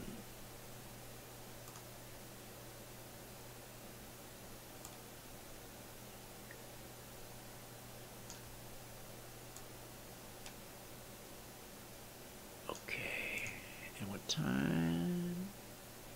Yep, triggered on the same candle as the Russell by 68.41. $20 a point on the NQ. So from 68.41 we hit 63. So that's $400 per contract available.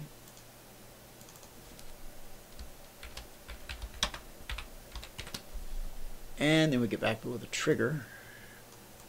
Off we go again. Looks like we do about another 400.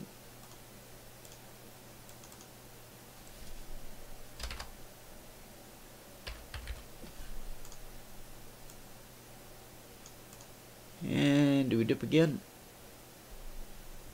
Well, actually, that's a little. Maybe we'll call that 300. What the? Okay, and then we take one more dip, and then you got like another 400. And if you wrote it out, it took you up to 59.17. I'm sorry, 69.18. 918 minus 841.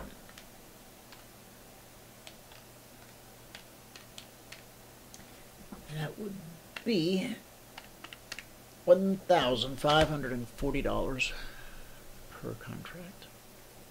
If you wrote it all the way up and got out at the exact final tick to the upside, which we know you didn't. So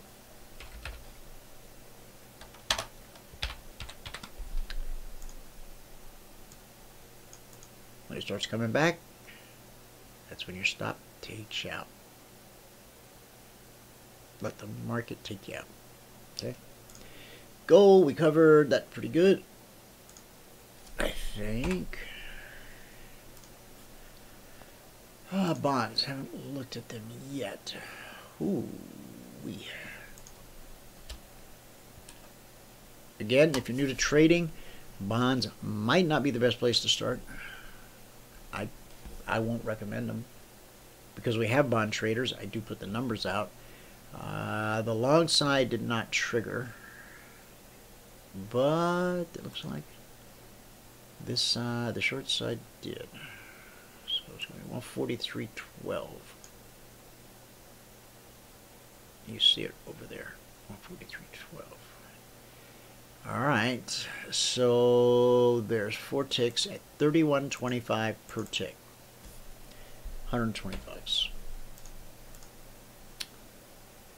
And, you know, that's probably a stop out right there. Any of this, the maximum you could have hoped to take out of this would be 143.02. So that would be 10 times 31.25 per tick.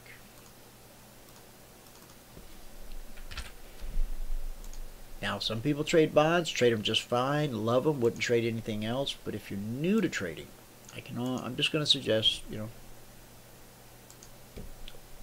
work it out in a different market. And then if you are drawn to bonds for whatever reason, do it. Just prove yourself consistently profitable in the simulator before you go live. Now, does proving yourself consistently profitable in the simulator mean you're going to be consistently profitable live? No. Because you might have a case of the nerves, the jitters, the fall aparts. I don't know. Here's what I do know. If you can't be consistently profitable in the simulator, you're not going to be consistently profitable in a live market. So, it's pretty self-explanatory.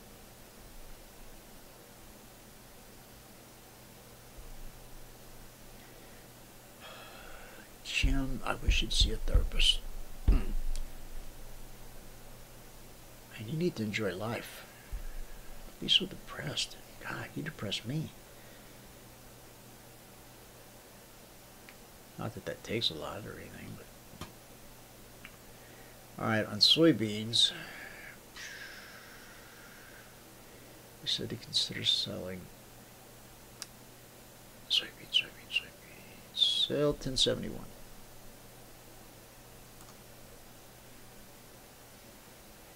You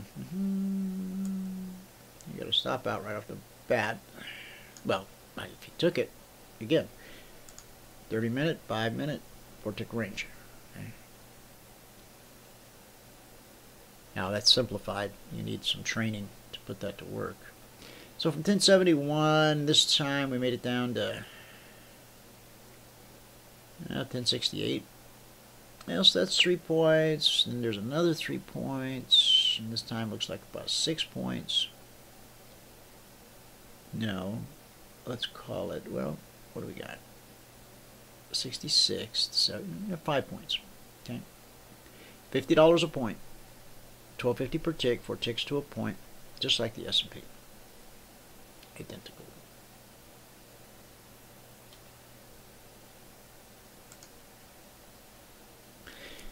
Okay, crude, that's what we haven't done.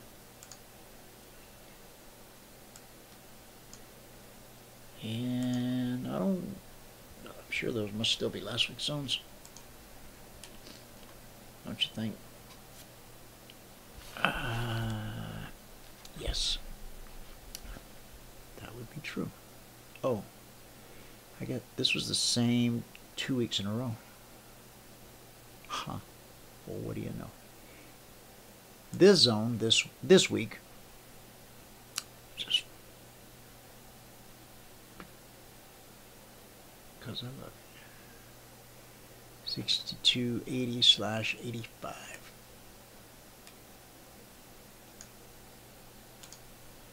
Spiked it, and then went zone to zone.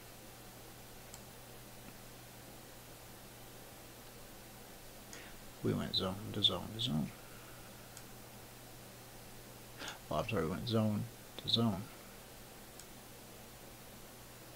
to zone. Is that what I said? And maybe we're gonna make another run. Now, last night on the trade alerts for crude, instead of selling 62.40, 62.40.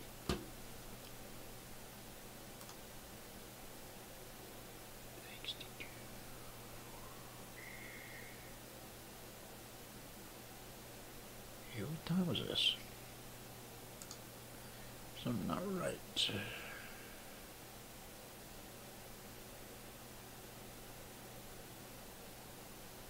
Talk to me, crude.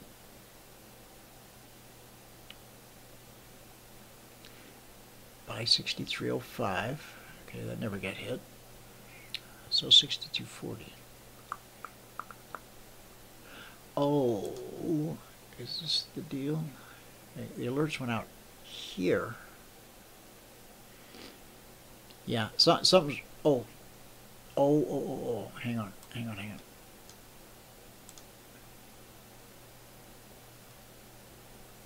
I'm quoting you East Coast time. Let's make sure I'm on East Coast time.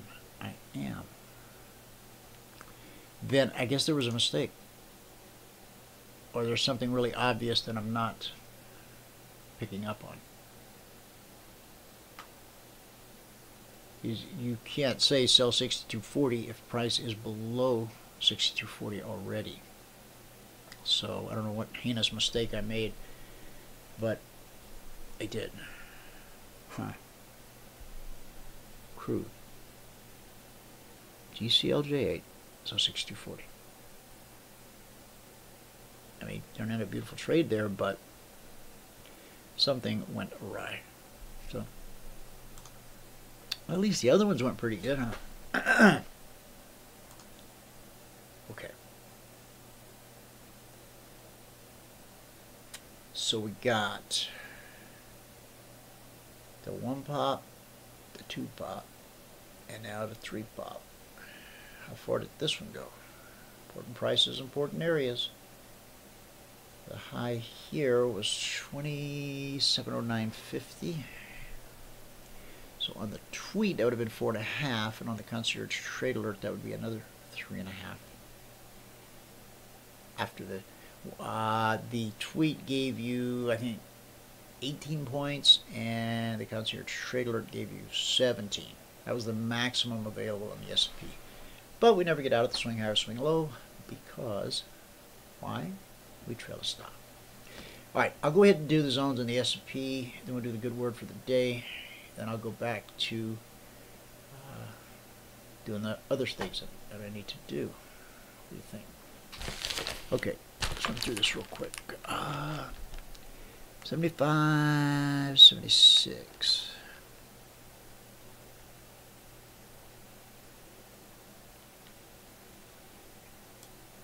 Okay, that's actually this week.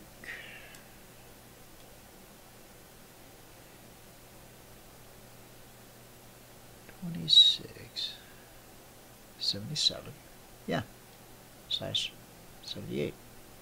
Okay. And then 2716 slash 17.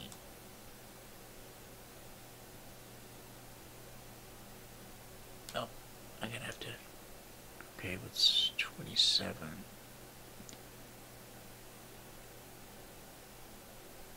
Okay.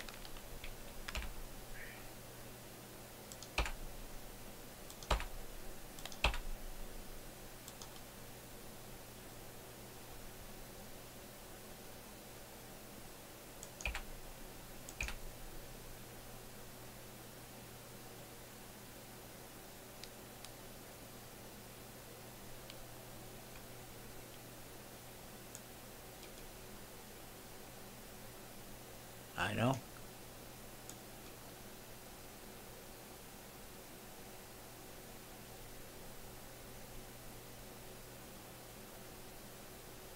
Wait a minute. 85, 86.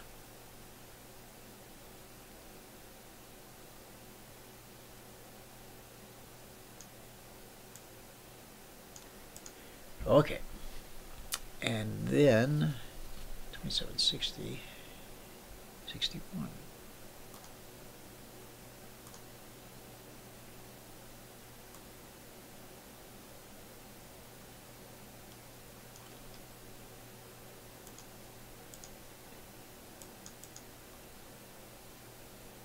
Oh, I loaded the wrong platform.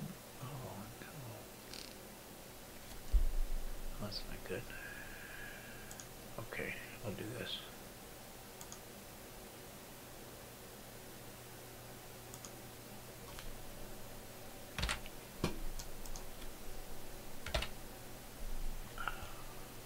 Come on. Okay. I can do this, even though I got the wrong platform. I grab that. I drag it down. Because I need it right there. Get rid of that. Scoot it back over. Okay. So 85, 86 is the highest. Alright, so get rid of this. And this.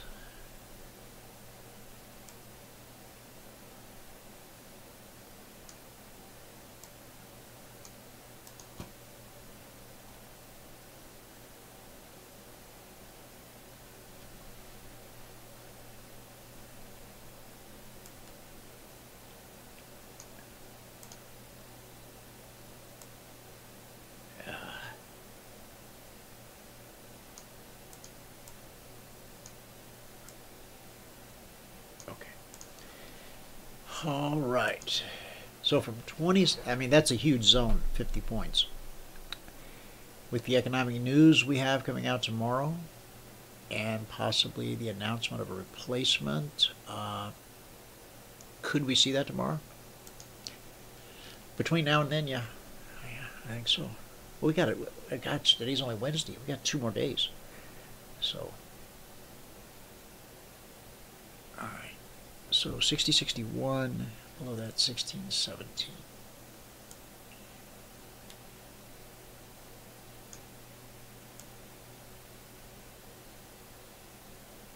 Okay. Oh, that's so crowded.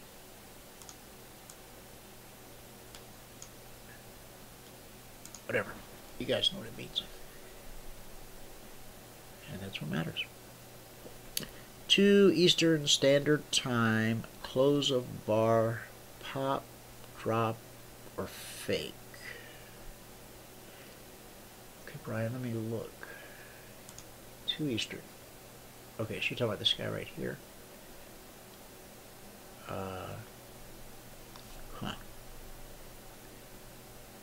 We'll tell you what. If it takes out... If you're looking for a radio trade, consider selling 2708 to 2705. 2708 to 2705.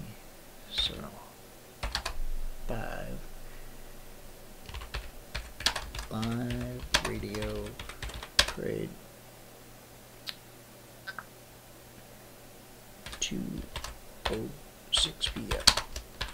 EST. Okay. I get 3 points before I get 3 points. Then I get 3 more. All right.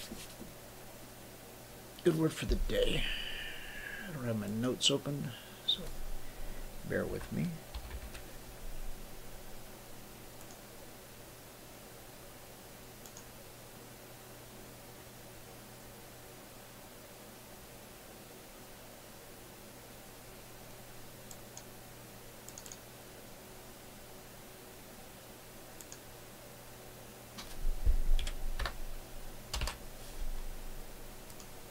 Okay.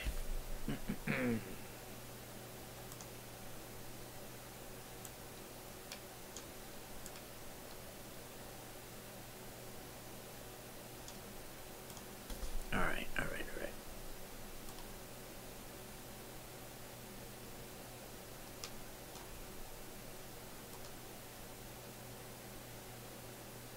Well, I had some notes.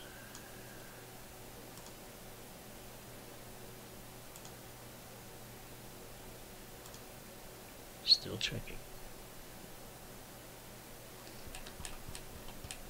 Stay with me, as the paramedic says.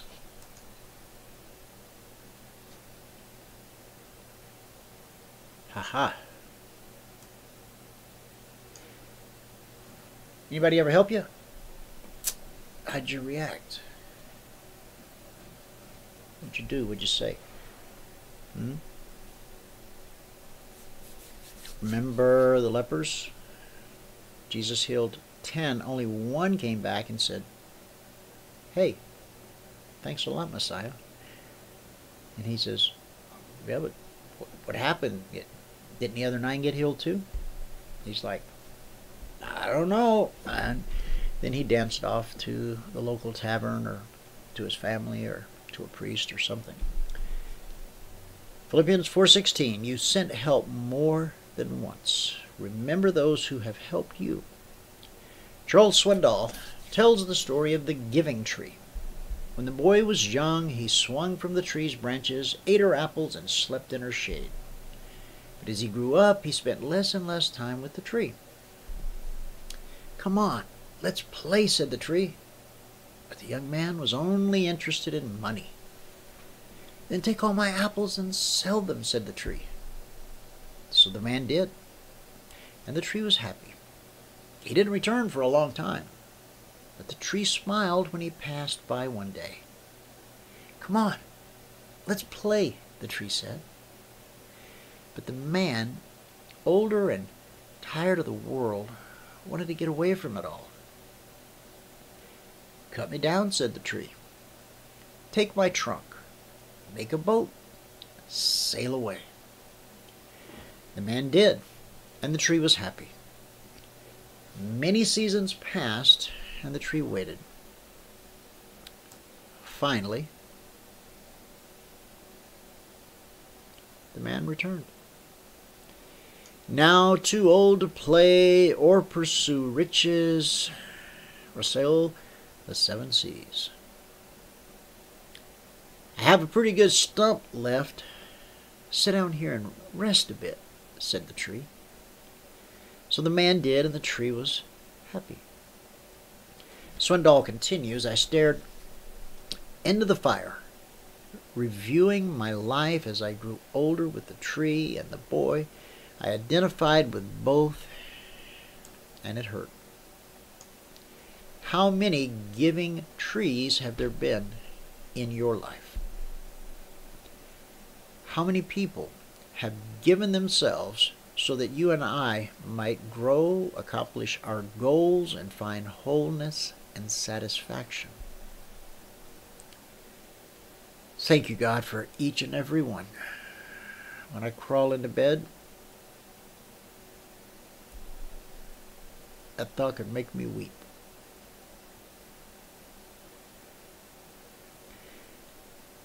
God loves a humble man.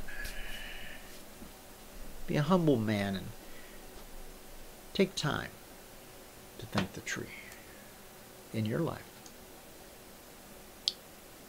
scriptural reference, Paul remembered those who helped him, and so should you. Philippians 4:16. You sent help more than once. And on a side note, we've all heard about the guy there was a flood in his town. And he climbed up on his roof and he was hanging onto the chimney because he believed with all of his heart that God was going to save him.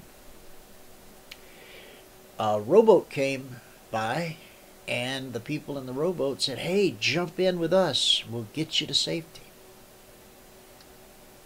And the guy goes, no, I'm waiting on God. They said, are you nuts? He goes, oh, no. I'm born again.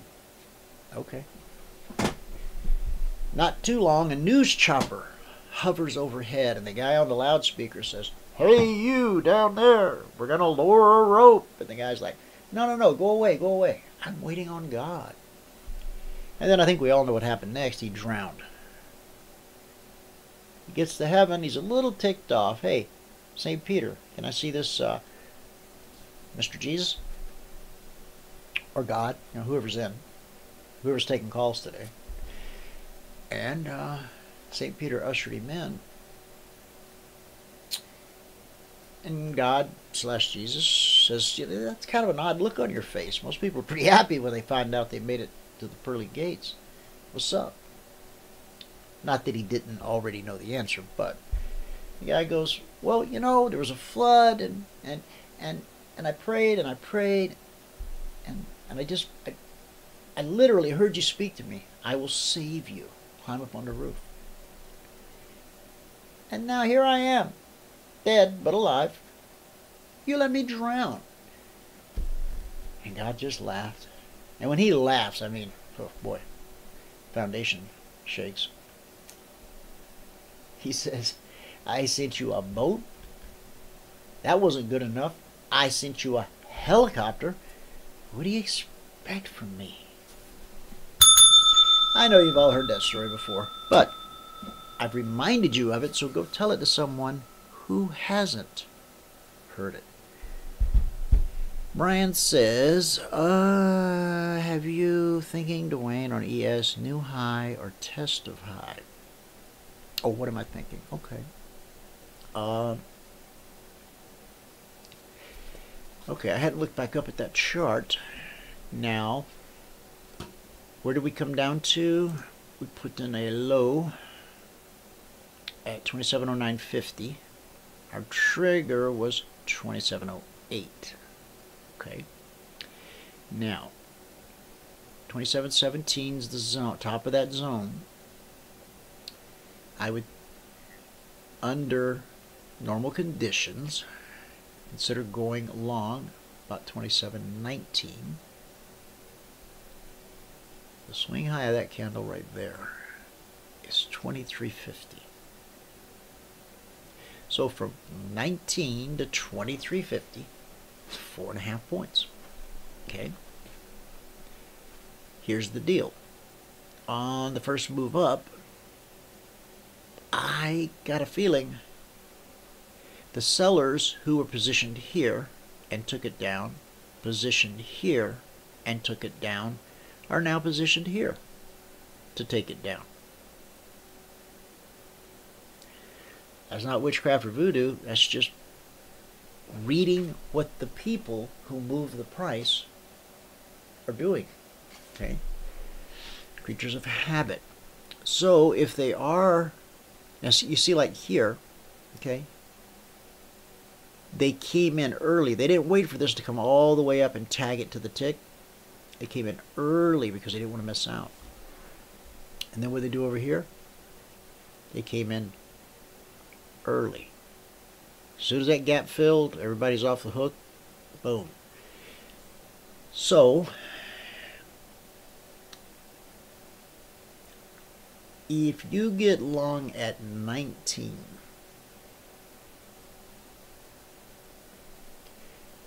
and trade it to 22, that's 3 points.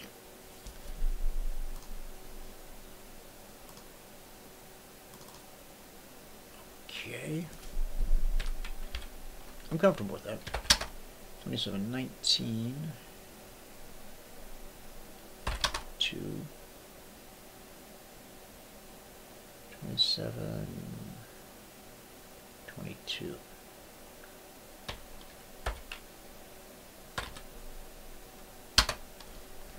LRT, live radio trade.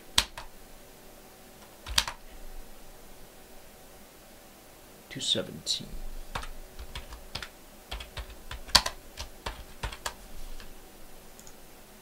I did not need an advanced decline line, a trend, a trix, a VIX,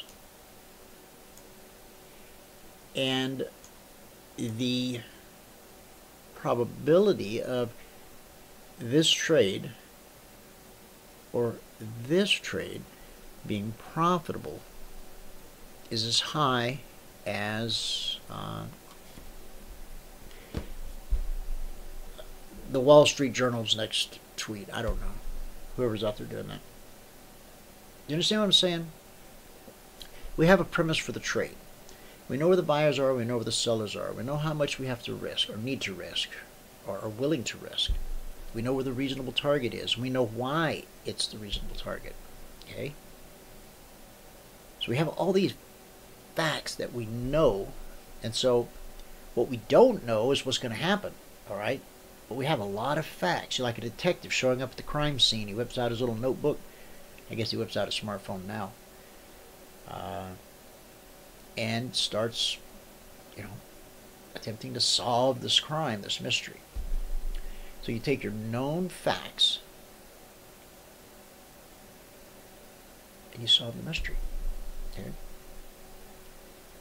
Again, we don't know which one of these trades is going to trigger first.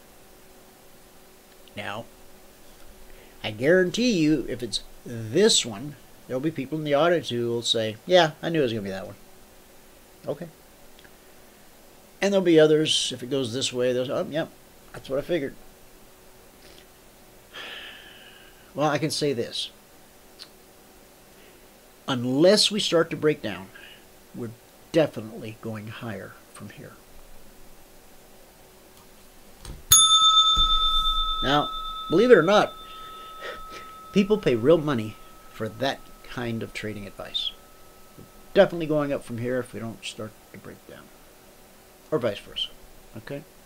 So, and quite frankly, because this is not a retirement account, this is not some stock I've been married to for 20 years, this is a trade. If I get what I can get, if I can get 3 points long, it's just 3 points. It's $150 per contract. And if I get 3 going short, well, that's all it is. Okay? Now, I don't have to go too far out on the limb to say this, but by the time you and I talk tomorrow, one of these trades will have triggered and ran to target. That's my thought. Okay? Because it's got to do something, right? Right. All right. I brought you guys up to speed. Oh. This is good. Okay. We have a new site that will be unveiled as soon as we get it finished, which should be relatively soon. And I don't know if you've ever heard of Christian Mingle, which is like Match.com but for Christians. And I know that most of us are older people, most of us are married, but you probably know some younger people. And this online dating thing is, well, millions and millions and millions of people around the world use them. Some are better than others. Costs vary. But we're building ours from the ground up. We're putting in the features that we want, and there's going to be you got to sign a thing, that you understand if your heart gets broken, we're not responsible. And there'll also be how to spot, people that are catfishing, and be careful. If you actually end up going on a first date, take somebody with you, or make sure it's in a public place, or what I'm saying. We want people to be safe. And it's called CTG Singles. CT Global, CTG Singles. Discovering God's perfect plan for your life. Now, I can't wait to reveal this site. We got so much awesome content and stuff. I was up at 2 in the morning last night. I go to bed, and then an idea wakes me up, and if I don't act on it by the morning, so I'm excited. Now again, I'm not looking for anyone. I've been married 36 years, and probably most of you aren't looking for anyone, but you know somebody who is. And if they're looking for love in all the wrong places, well, you know how that ends up. And meeting somebody at the church social, that can be risky too. So it's going to be a safe, clean environment. No naughty pictures and no naughty language. Just people getting to know people, and hopefully there'll be some great testimonials that come out of it. That's what I'm hoping. I mean, it's part of an overall business plan, but it's not. Well, it's always about the money, but it's about the money plus. Okay. I know that if I suddenly found myself single today because my wife got tired of me, or some tragedy struck, I'd be absolutely lost. In my circle, which extends from the studio to your home or office to my church, I mean, that's it. That's my world. My wife does the shopping. I get a haircut once a month. Just trim the edges. Man, I don't know what I would do. Now, would I turn to a Christian dating site on this massive Christian website? I don't know. I don't know. But what we are going to do, that, as far as we can tell, nobody does this, and somebody can correct me if we're wrong, but we can't find any of the big players that let you actually talk to somebody for free before you pay. And you know how big we are on free trials. Okay? We never want to sell you a pig and a poke. We let you poke the pig first. All right? So, oh God, that sounded bad.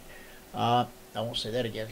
Now, so we're going to have some way of, you'll actually be able to, have some messaging or something with someone, and it's going to be an honor system. You don't exchange phone numbers and email addresses. You just, and if you don't want to play fair, God will deal with you later.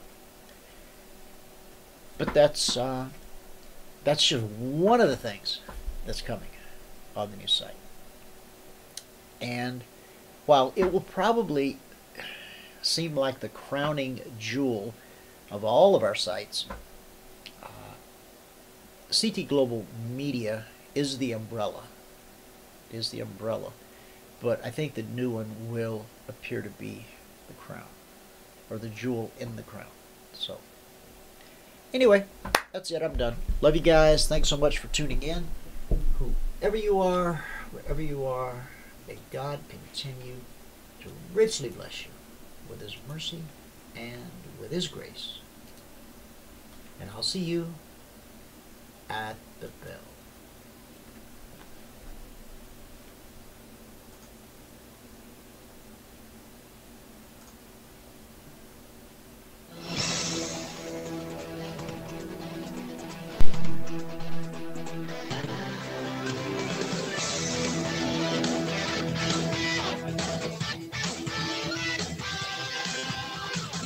Remember this, there is no greater return on investment than to see a human life changed and given hope. As always, pray hard and trade safe.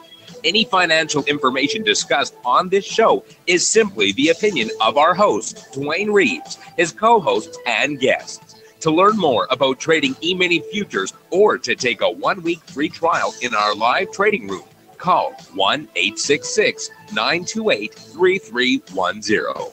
866-928-3310. Information discussed on this radio program should not be construed as a recommendation to buy or sell any security. Always do your own due diligence and consult with a licensed securities broker or financial planner before making any investment decision.